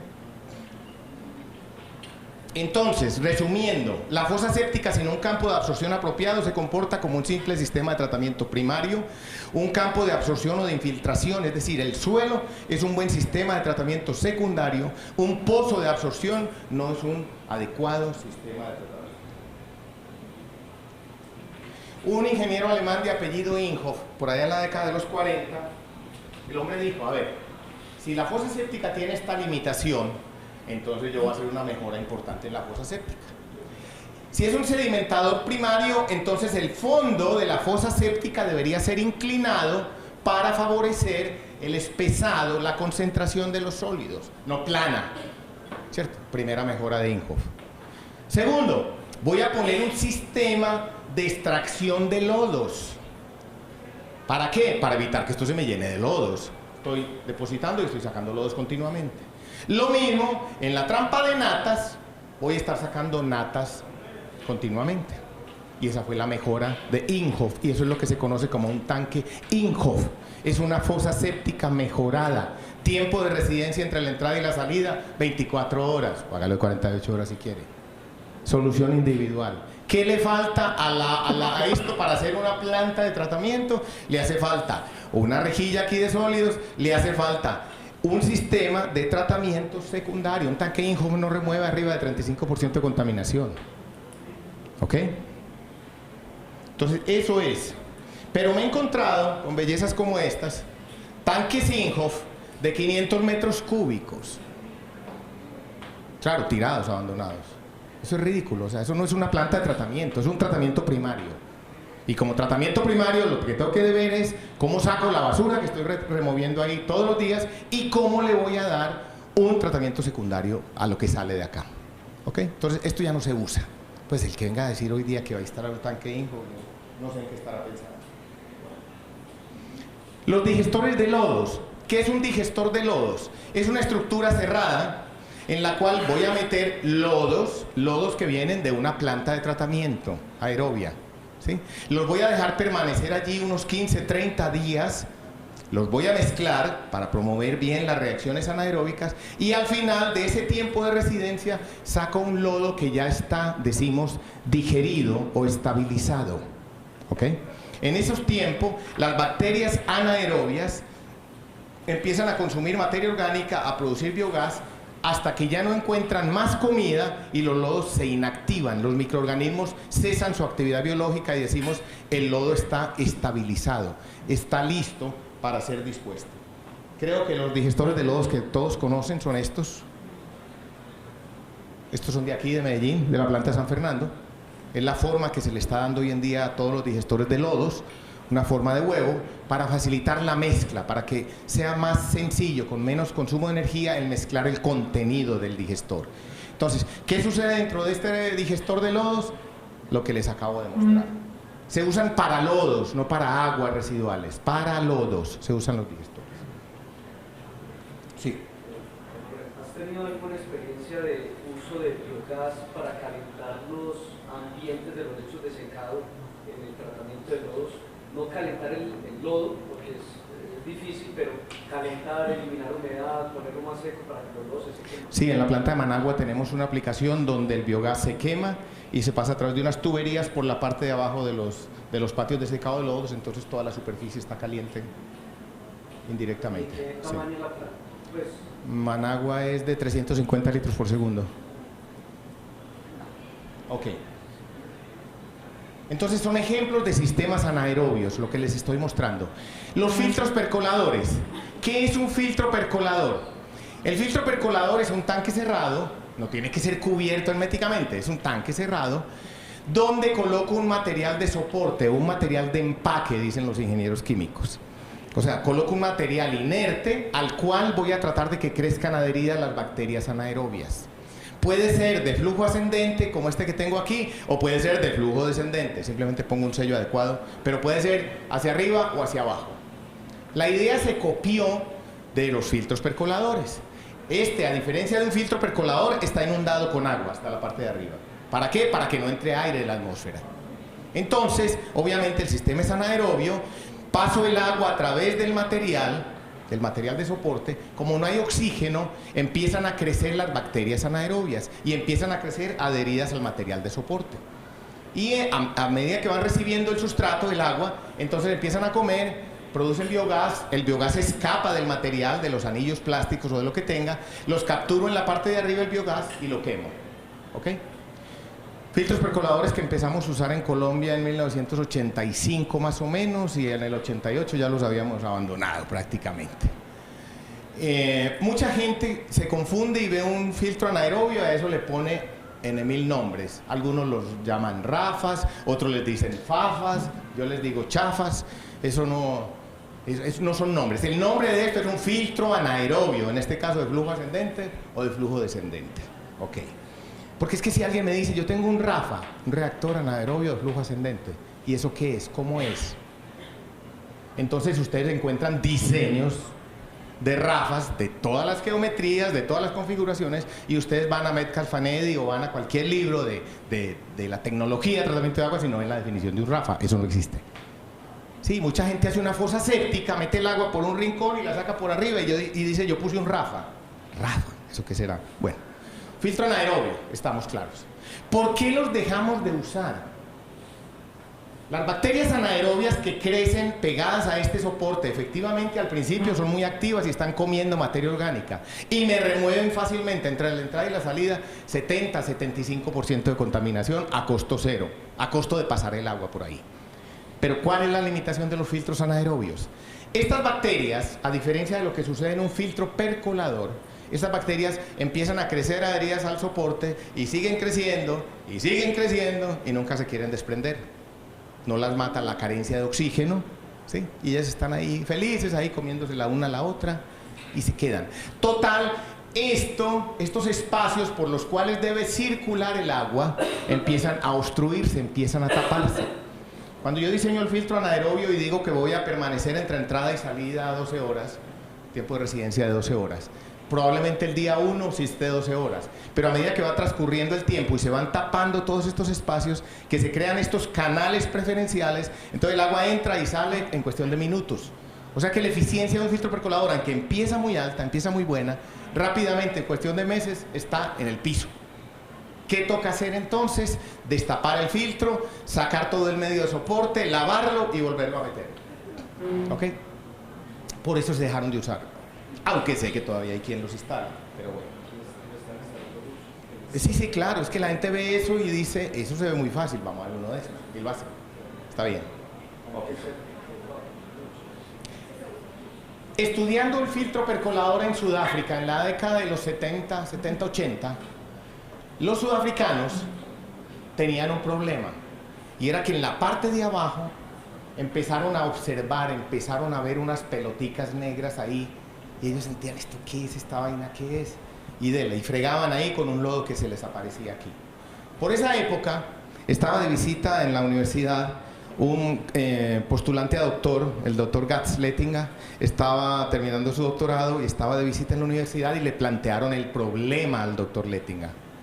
Y el doctor Lettinger, en esa visión que tienen todos ustedes los jóvenes, llegó y les dijo a los señores, oiga, hagamos una cosa, ¿por qué no sacamos todo este material de empaque afuera y seguimos alimentando esa vaina sin nada dentro? A ver qué pasa.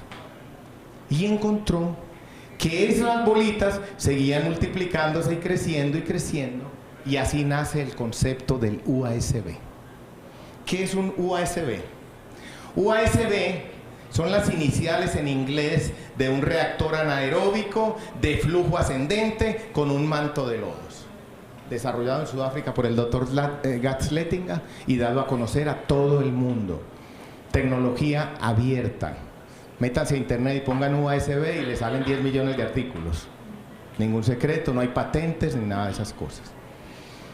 Recién llegué yo de mi maestría a Medellín de la Universidad de la Florida en el 84. Empecé la primera especialización que hubo en ingeniería ambiental en Colombia, la empecé yo aquí en la universidad, en la Bolivariana, y estando trabajando ahí en la Bolivariana me contactó Colciencias y me dijo, ingeniero, usted que acaba de llegar, doctor, ¿verdad que aquí nos dicen doctores? Doctor, usted que acaba de llegar de Estados Unidos y viene un profesor de Europa y nos quiere compartir una tecnología, ¿sí? Quiere que la transferir esa tecnología a Colombia, pero necesitamos un traductor.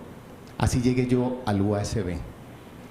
Con todo gusto, no hay ningún problema, solo necesito sentarme con el expositor, ver bien de qué es que va a hablar. Y estuve 2 días sentados con el doctor Gats Lettinger y él me estuvo explicando de a dónde nació el UASB, cuáles fueron sus dificultades, cómo venció él todos esos obstáculos, y conocí y me enamoré desde ese entonces del UASB, de mano directa de quien lo desarrolló, del doctor Gats Lettinger. O sea, a mí no me lo enseñó nadie más que él. Sí, he visto lo que publica hoy en día Metcallaney sobre el USB y todo lo que quieran, pero sigue siendo lo mismo. Entonces, ¿qué es un USB? Es un tarro, de nuevo, lo importante no es el tarro, ni las bombas ni los tubos. Es un recipiente, puede estar cerrado arriba, puede no estar cerrado, no es obligación que esté cerrado. El flujo es hacia arriba, flujo ascendente, no hay USBs de flujo descendente ni de flujos horizontales. Eso pónganle el nombre que quieran, llámenlo Rafa o Chafa o lo que sea. Pero el USB es flujo ascendente, primer requisito. En las 2/3 partes más bajas del reactor vamos a promover el crecimiento de las bacterias anaeróbicas. Ahí no va a haber nada, no va a haber material de soporte, no va a haber nada que se mueva, nada que haga ruido. Vamos a darle las condiciones ambientales ideales para que las bacterias anaeróbicas coman caca y se multipliquen. ¿Ok? En la parte superior del reactor, en la tercera parte, vamos a poner un separador de 3 fases. Un separador gas, sólido, líquido. En ingeniería química o en cualquier ingeniería ustedes han estudiado, separar 2 fases es bastante complicado. La sedimentación, donde yo separo sólido líquido, es complicado. Donde yo separo líquido líquido, donde yo separo grasas de un líquido, es complicado. ¿Sí? Aquí hablamos de separar 3 fases. Y ese fue el desarrollo principal del Dr. Lettinger, separador de 3 fases. Entonces, el agua ingresa por la parte de abajo y sale por la parte de arriba. ¿Cuánto tiempo permanece el agua dentro del reactor? Depende.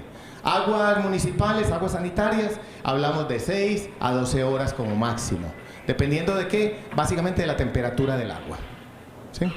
Temperaturas muy frías, dele 10, dele 12 horas de tiempo de residencia. Temperaturas cálidas, dele 6 horas. Y no hay más. ¿Ok? ¿Cuánto me remueve esto entre la entrada y la salida? En aguas sanitarias me remueve 75, 80, 85%. No me remueve arriba del 85%, pero un estándar 75% de contaminación. ¿A qué costo? A costo cero, al costo de bombear el agua para que pase a través del sistema. El costo es cero. ¿Ok? A medida que el agua asciende por el manto de lodos, las bacterias come caca, empiezan a comer y comen y comen y comen, producen biogás, el biogás escapa de la solución. El CO2 es parcialmente soluble en el agua, pero el metano es muy insoluble en el agua. Entonces rápidamente escapa, entonces lo capturo en una estructura que tiene una forma de campana. ¿Ok? Separo el gas primero. Separador gas, sólido, líquido. Primero capturo el gas. ¿Ok? Ya saqué el gas de la solución. El agua, como sigue ascendiendo, va a pasar a través de estas aberturas, ¿sí? Pero en su ascenso va a pasar por aquí con bacterias anaerobias. Y a mí no me interesa que las bacterias anaerobias se me vayan en el agua. Entonces, lo que tengo en la parte externa de la campana es un sedimentador para separar el sólido del líquido y que las bacterias vuelvan a la parte de abajo. Y ahora sí, el agua sale de la parte de arriba bastante limpia. ¿Se entiende el concepto? Eso es un USB. ¿Cuál es el problema con el USB? Les digo, desde el 84 vengo trabajando con esto. He hecho reactores USB en Colombia, en Panamá, en Costa Rica, en Nicaragua, en México, en todas partes. ¿Cuál es el problema con esto? Que la gente, la mayoría de la gente, sobre todo la gente que es, yo no sé si respetuosa, se sienta ahí, ve eso y dice, eso yo lo hago. Y se van y contratan un albañil e intentan hacer una cuestión de estas. ¿Sí? No es tecnología de cohetes, vuelvo y le digo. No es nada, es mucho más fácil mandar un satélite afuera. Esto es sencillo, pero si lo estudiamos, si nos damos al esfuerzo de aprender un poquitico. Por ejemplo, la alimentación. ¿Cómo alimento yo el agua para poder darle comida a todos los bichos que están ahí? ¿Cómo distribuyo yo la alimentación para que todas tengan contacto con ese sustrato? ¿Cómo capturo el biogás? Es fácil, pongo la campana y ahí sale el biogás. Tengo que quemarlo, por lo menos tengo que convertir este biogás a CO2 y agua, ¿ok? Si soy respetuoso. Pero miren esta parte. Esto les decía, yo lo que estoy tratando es de que los bichos, los sólidos, se me sedimenten aquí y se me vuelvan otra vez a la parte baja del reactor. ¿Por qué es tan importante eso? Y es una de las razones por las cuales fracasa casi siempre el reactor USB. Las bacterias anaerobias tienen un metabolismo muy lento, quiere decir, se multiplican muy lentamente. Una bacteria aerobia se duplica en promedio cada 20 minutos. Si yo tengo la paciencia suficiente y tengo un microscopio adecuado, puedo ver cómo de un bicho me salen 2. Facilito, 20 minutos. Una bacteria anaerobia se dobla en promedio cada 20 días. Se doblan mucho más lento. Su metabolismo es muy lento y es la razón por la cual producen mucho menos lodos que un sistema aeróbico. Entonces, por eso yo tengo que resguardar que estas bacterias que tengo aquí no se me vayan con el agua. Entonces, este sedimentador es muy importante. Pero miren el concepto del sedimentador. Es el único sedimentador en el cual estoy alimentando el sedimentador por la parte por donde estoy retirando los lodos. Imagínense un sedimentador rectangular. ¿Cómo es mi sedimentador rectangular? Alimento en un extremo, saco el agua tratada allá y los lodos los saco por el fondo, ¿verdad? Si es circular, igual, alimento en el centro, saco en la periferia y los lodos los saco por el fondo. Pero ¿qué tal un sedimentador circular donde yo meta el agua por el fondo y saque los lodos por el fondo? Es un contrasentido. Y ese fue el logro más grande que tuvo Lettinger. Diseñar un separador de tres fases donde yo tengo un sedimentador que lo alimento por la parte donde retiro los lodos. ¿Ok? Bueno. Preguntas. Además de su uso en Europa y Asia, bueno, entonces vino el doctor Lettinger en el 84, 83, 84, nos capacitó, nos enseñó a un poco de gente qué era su concepto, lo explicamos en Cali, Cali copió la idea ahí mismo, en Bucaramanga copió la idea ahí mismo, Empresas Públicas de Medellín no quiso saber nada del USB, Bogotá no quiso saber nada del USB, pero en varias partes se instalaron reactores USB. Bueno, se ha usado en Europa, Asia, en toda Latinoamérica. Esto sí, créanme, yo he diseñado y construido a lo largo de estos años más de 600 plantas de tratamiento de aguas residuales y yo les diría en un 80-90% hay reactores USB. ¿Okay? Se ha usado tratando aguas residuales de todo tipo. En Colombia empezamos con los beneficios de café en el Valle del Cauca. Cuando teníamos en ese entonces beneficios húmedos, entonces tratábamos aguas residuales allá. En industrias de alimentos, en fábricas de papel, en destilerías de alcohol. Una destilería de alcohol muy grande que había en el Valle del Cauca se llamaba Sucromiles, en ese momento era la más grande de Colombia, y ahí diseñamos y construimos un reactor anaerobio. En ingenios azucareros, en mataderos, en empresas de biotecnología y en aguas municipales. Entonces, donde haya comida, donde haya materia orgánica biodegradable, un reactor USB funciona. Este es un reactorcito USB pequeñito, esto es de 120 metros cúbicos, tratando aguas residuales industriales. Este lo diseñamos y lo construimos en Guatemala para la Kellogg's. Hicimos un sistema combinado allá. ¿Qué quiere decir? Teníamos un pretratamiento, teníamos un reactor USB, aquí está la alimentación al reactor por la parte de abajo, la salida del agua residual por la parte de arriba, la captura del biogás, la tea de quemado de biogás, y el efluente del USB, como ya está en la parte superficial del reactor, entonces la llevábamos a un filtro percolador, la dejábamos caer sobre un filtro percolador. Entonces tenía un sistema combinado, anaerobio, aerobio, con costo de tratamiento cero. Esta es una fotografía también de un reactor USB pequeñito, tratando aguas residuales domésticas en Guatemala, para 4 litros por segundo. Aquí está la forma del separador de 3 fases, y aquí hay un percolador. El pretratamiento está aquí arriba en esta barranca. Entonces, este es un agua residual que entrega la misma calidad de una planta de lodos activados a costo cero. Esto es un reactorcito ya un poquito más grande que hicimos allá en México para 120 litros por segundo, un reactor de 3.600 metros cúbicos. ¿Okay? Este es un reactor de 7.200 metros cúbicos que hicimos para Tapachula, en Chiapas. Está en operación ahí. ¿Okay? Limitaciones del reactor USB, porque no todos son ventajas, no todos son bondades. Definitivamente hay que conocer los procesos anaerobios o contar con asistencia técnica apropiada. No es una caja negra donde yo meta agua caca por abajo y va a salir limpia por arriba por obra y gracia de mi Dios. No, ¿ok? Su arranque es algo lento, especialmente en tratamiento de aguas residuales industriales. Las bacterias anaeróbicas, les decía, se multiplican muy lentamente, entonces toma más tiempo arrancar un reactor de estos que un sistema de lodos activados. Un sistema de lodos activados bien diseñado, bien construido y con la alimentación adecuada, en cuestión de 2 semanas está a plena capacidad. Está bien. Un reactor de estos requiere, en aguas domésticas, requiere de 1 a 2 meses más o menos para alcanzar su estabilidad. ¿Okay? El ambiente dentro del reactor es muy corrosivo, lo que hace que se requiera de materiales apropiados. Puede generar olores molestos, especialmente si hay acidificación. ¿Qué quiere decir esto? en el proceso de conversión de materia orgánica biodegradable a metano y gas carbónico realmente pasa por una serie de etapas, algunas de las cuales, en una de las cuales se generan ácidos, lo que llamamos ácidos grasos volátiles, ácido acético, propiónico y butírico. Si el sistema está desbalanceado, si el sistema no está operando adecuadamente, se puede presentar dentro del reactor una acumulación de estos ácidos y esos ácidos generan olores, ¿sí? Tienen problemas de olores fuertes, sobre todo el propiónico y el butírico, ¿ok? Es una microfotografía de las bacterias anaerobias. En un USB uno identifica fácilmente 1200 bacterias diferentes. El aspecto físico de un lodo anaerobio es negro, mientras más negro mejor, parece petróleo, ¿ok? Mientras más, a diferencia del lodo aerobio. ¿Cuáles son las ventajas del reactor? No consume energía en su operación, al contrario, genera energía en forma de biogás, tiene una baja producción de lodos, los cuales ya están digeridos o estabilizados, dada su alta edad de lodos.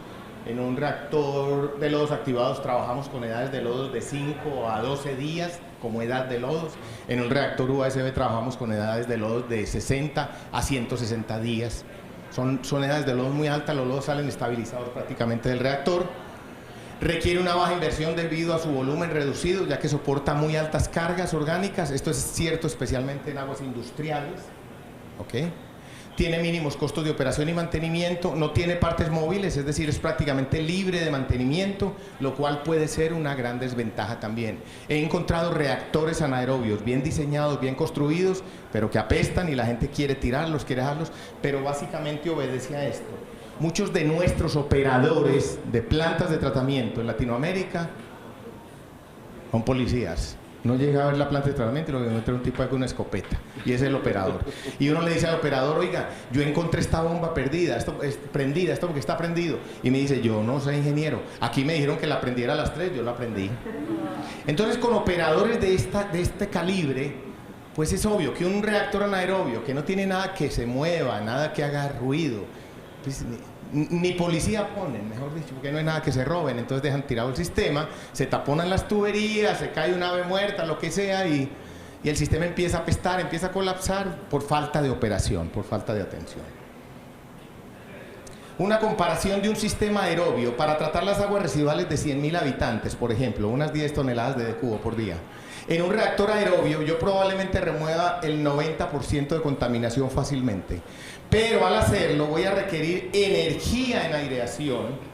No se alcanza a leer ahí, estamos hablando de más de $500,000 al año de aireación, $500,000 para airear este reactor, y definitivamente voy a obtener una cantidad de lodos en exceso todos los días que tengo que disponer. Si yo esa misma agua residual la llevo a un reactor anaerobio, a un USB, entonces el reactor va a ser mucho más pequeño.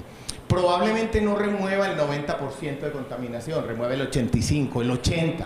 Está bien, pero al hacerlo, en lugar de consumir energía, estoy generando energía eléctrica. Estoy generando energía que puedo convertir en energía eléctrica, en energía calórica, y estoy generando muchísimo menos lodos. ¿Ok? Entonces, para que vean la diferencia entre un sistema aerobio y un sistema anaerobio, ahí está. ¿Por qué seguimos trabajando con sistemas de lodos activados y no con reactores anaerobios?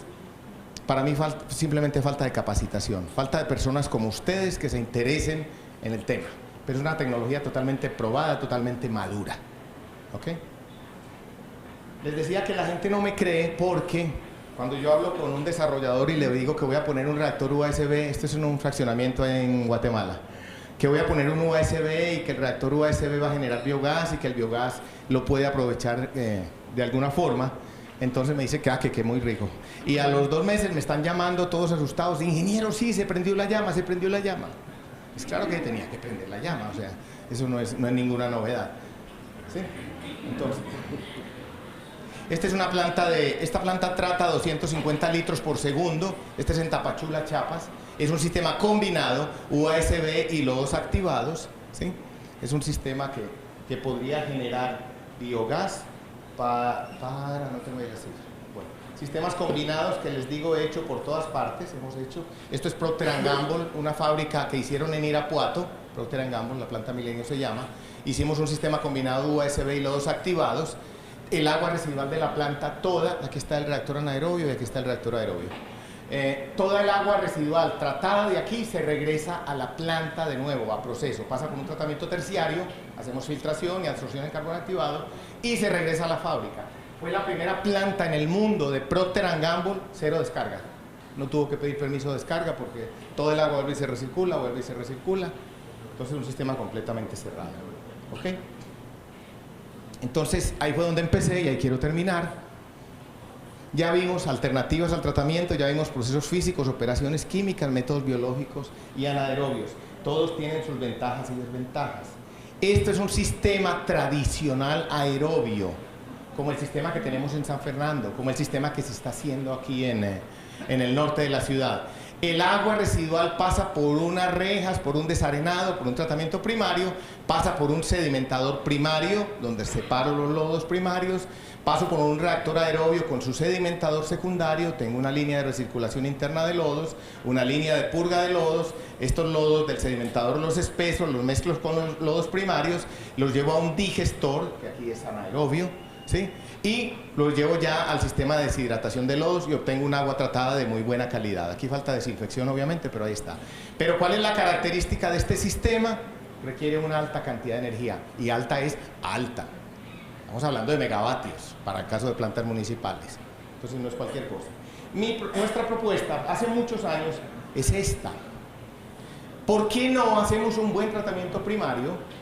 ¿Por qué no llevamos al agua al reactor anaerobio y dentro del reactor anaerobio, bien diseñado y bien construido obviamente, hacemos sedimentación primaria, hacemos remoción de materia orgánica, hacemos espesado de lodos y estabilización de los lodos?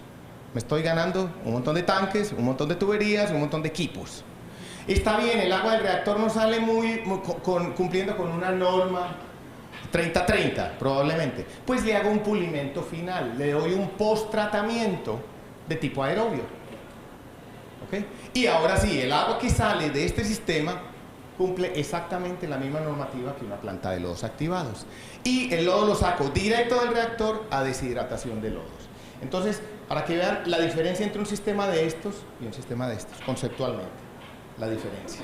Con el no menos importante hecho de que el sistema, de manera neta, me genera energía. Limpio el agua y obtengo energía. Tal vez algunos no lo saben, pero hay empresas en Colombia y en Brasil que compran aguas residuales industriales. Las compran. Usted tiene un agua residual, yo se la compro. ¿A cómo me vende el metro cúbico? Porque con esas aguas residuales generan energía y la venden a la red. ¿Ok? Bueno.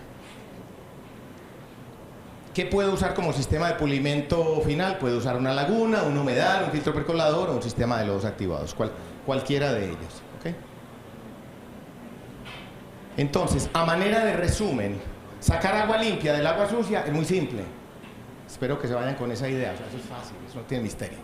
Hacerlo de una manera económica, sustentable, eso sí requiere algo más de ingenio, de raciocinio, de inteligencia. Y ahí es donde entran en funcionamiento los ingenieros. Créanme, yo cuando digo que he diseñado y he construido más de 600 plantas de tratamiento de aguas residuales, no soy yo. Soy yo con un grupo de gente. Nadie puede ufanarse de decir, yo hago plantas de tratamiento de aguas residuales. No.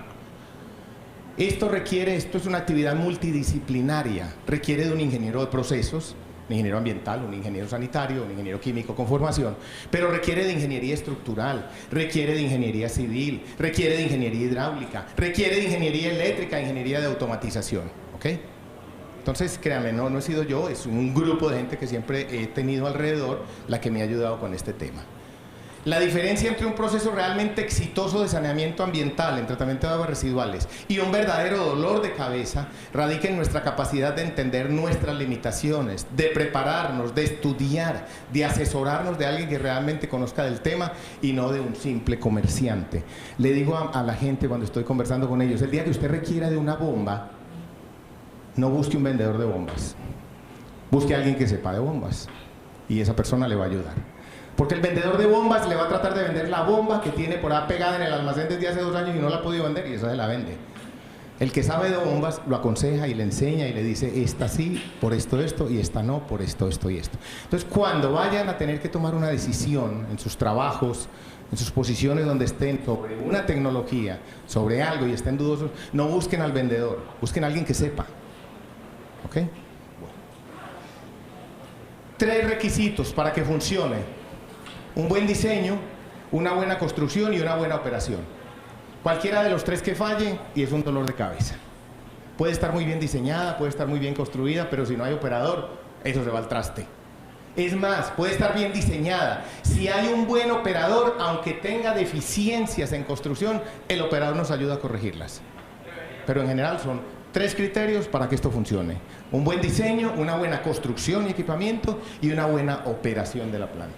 Sistemas de monitoreo de calidad de agua en línea ya están desarrollados hace mucho tiempo. Tenemos turbidímetros en línea, tenemos analizadores de cloro residual en línea, analizadores de color. Hay muchos instrumentos. Se están desarrollando hoy en día analizadores de DQO en línea a partir de celdas de combustible microbiológico.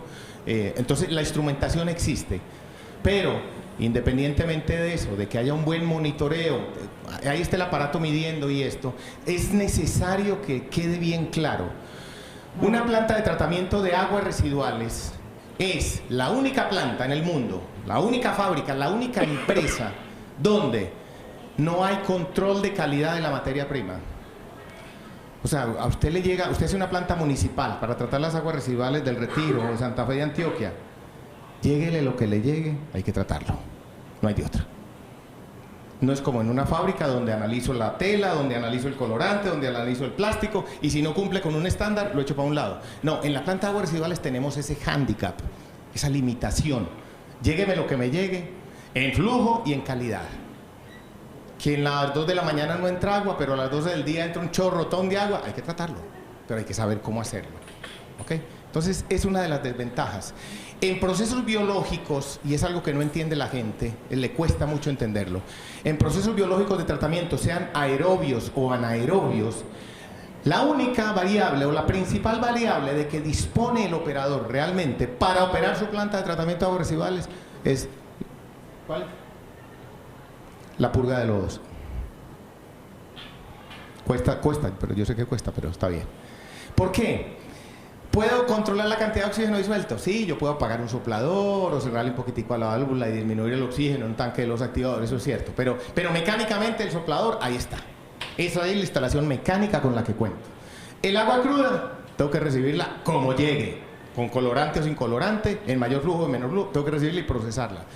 Tengo una variable, ¿sí?, como operador de la planta, y es purga de lodos. Es realmente con eso con lo que yo puedo jugar como operador. ¿Ok? Si tuviéramos tiempo y algún día de pronto me invita el ingeniero, hablamos de ese tema, pero realmente con lo que puede jugar un operador para garantizar la calidad del agua a la salida es purga de lodos. Cuando las aguas son de origen municipal, de origen sanitario, y no hay demasiada industria, los lodos realmente se pueden aprovechar como acondicionadores de suelos, mejoradores de suelos. No son abono, como la gente dice, no es un abono, pero sí es un compuesto que le da mejor textura al suelo, le da más porosidad, le da más capacidad de retención de humedad, y tiene una ventaja importante, y es la liberación de micronutrientes de una manera gradual, lenta. Entonces es un muy buen mejorador de suelos. En plantas grandes, Boston, Chicago, Nueva York, ¿qué hacemos con ese lodo? Como es materia orgánica, un 80-90%, entonces se seca, se deshidrata y se va a una caldera y se quema como si fuera carbón. Se utiliza como materia orgánica para generar vapor, mover una turbina, generar energía eléctrica. Entonces, ahí va, sí. Buenos días. Ahorita en Tunja hace 15 días tuvimos el Congreso de Tratamiento de Lodos. Es importante que sepan que eso no está inventado todavía. Acá en Colombia copiamos una legislación de hace como 21 años, 25 años ya, de la EPA, que es la 1287, si no estoy mal, donde me habla de que si tu lodo cumple unas características, puede ser lodo tipo A o tipo B, y depende de eso es el uso que se le puede dar, ya sea para agricultura o como estabilizador de suelos, y pues lo que hace EPEMI ahora en el tema de represas, zonas de represa y todo eso.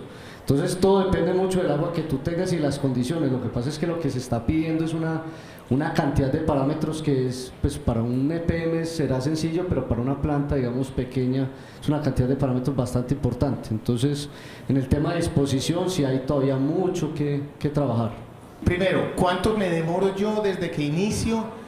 Desconozco los tiempos realmente de la tramitología en Colombia, entonces no sé cuánto tiempo tarden en dar una licencia, en aprobar un manifiesto de impacto ambiental, etcétera, etcétera. Si hablamos desde el punto de vista de ingeniería, desde el punto de vista tecnológico, lo que es el diseño, la construcción y la puesta en operación, depende ¿de qué? Pues del tamaño, porque no va a ser lo mismo un reactor de 1 litro por segundo que un reactor de 100 litros por segundo, ¿ok?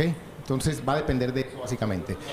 La construcción, el diseño de un reactor de un sistema de estos completos se hace en 2 meses, toda la ingeniería de detalle se puede hacer en 2 meses y la construcción entre 4 y 8 meses dependiendo del tamaño. La puesta en operación es rápida, 1 mes, 2 meses, ¿sí? Okay.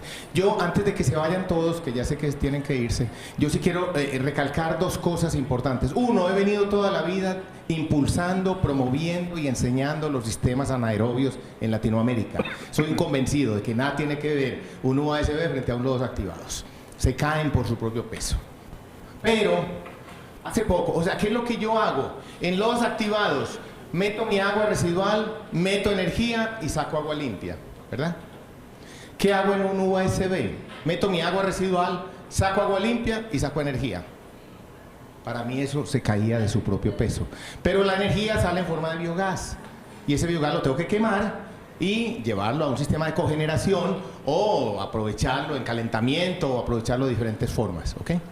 Hoy en día, y hacia allá es hacia donde vamos, y por eso les quería hacer la invitación, o ustedes que están muy jóvenes, empiecen a estudiar. Hoy en día se está hablando, la tecnología de punta en tratamiento, bueno, primero, los países desarrollados, todos ya están sacando de su lista los sistemas de lodos activados. ¿Por qué? Por el tema de la huella de carbono. Porque operar una planta de lodos activados sí es muy bonita y genera un agua muy bonita, pero eso tiene un costo energético enorme y la generación de esa energía eléctrica me causa una huella de carbono enorme. Entonces, aún en Estados Unidos, en Inglaterra, en Europa, sistemas de lodos activados están siendo mandados a recoger, créanme. ¿Ok? Y vamos hacia reactores UASB. Pero lo que yo he empezado a estudiar, muy tímidamente, porque la verdad pues no me queda mucho tiempo, pero ustedes que están muy jóvenes, háganlo. ¿Cuál es el futuro en tratamiento de aguas residuales? Y no estaba ahí en esa diapositiva. Las celdas de combustible microbiológico, así se llaman. ¿Qué es una celda de combustible microbiológico? Es una celda donde yo meto agua sucia, saco agua limpia, y de una vez están conectados los electrodos. Genero energía eléctrica directamente, sin pasar por combustión. ¿Ok? Es la tendencia, créanme, hacia allá va la tecnología. Así como hoy en día ya estamos seguros de que lo que sigue son los coches eléctricos y se acabó la era del petróleo, créanme, los lodos activados ya se acabaron. Y los sistemas anaerobios cada vez van más y más y más y más. Pero la siguiente etapa van a ser celdas de combustible microbiológico. Meter el agua por el reactor, ya están a escala de laboratorio, está muy madura la tecnología. A escala de planta piloto ya hay varias instalaciones piloto en varias partes del mundo. Pero yo creo que en 10 años vamos a estar viendo eso. Meto mi agua residual, saco agua limpia y de una vez estoy generando energía eléctrica. Mi hijo está aquí presente y pues la verdad me siento muy orgulloso de él. Él es ingeniero ambiental de la Universidad de Medellín, tiene una maestría del Centro de Investigación en Tecnología Electroquímica en México. Su maestría fue en celdas de combustible microbiológico y hoy en día está terminando su doctorado en celdas de combustible microbiológico. Créanme, para allá va esto. Muchas gracias por su tiempo y su paciencia.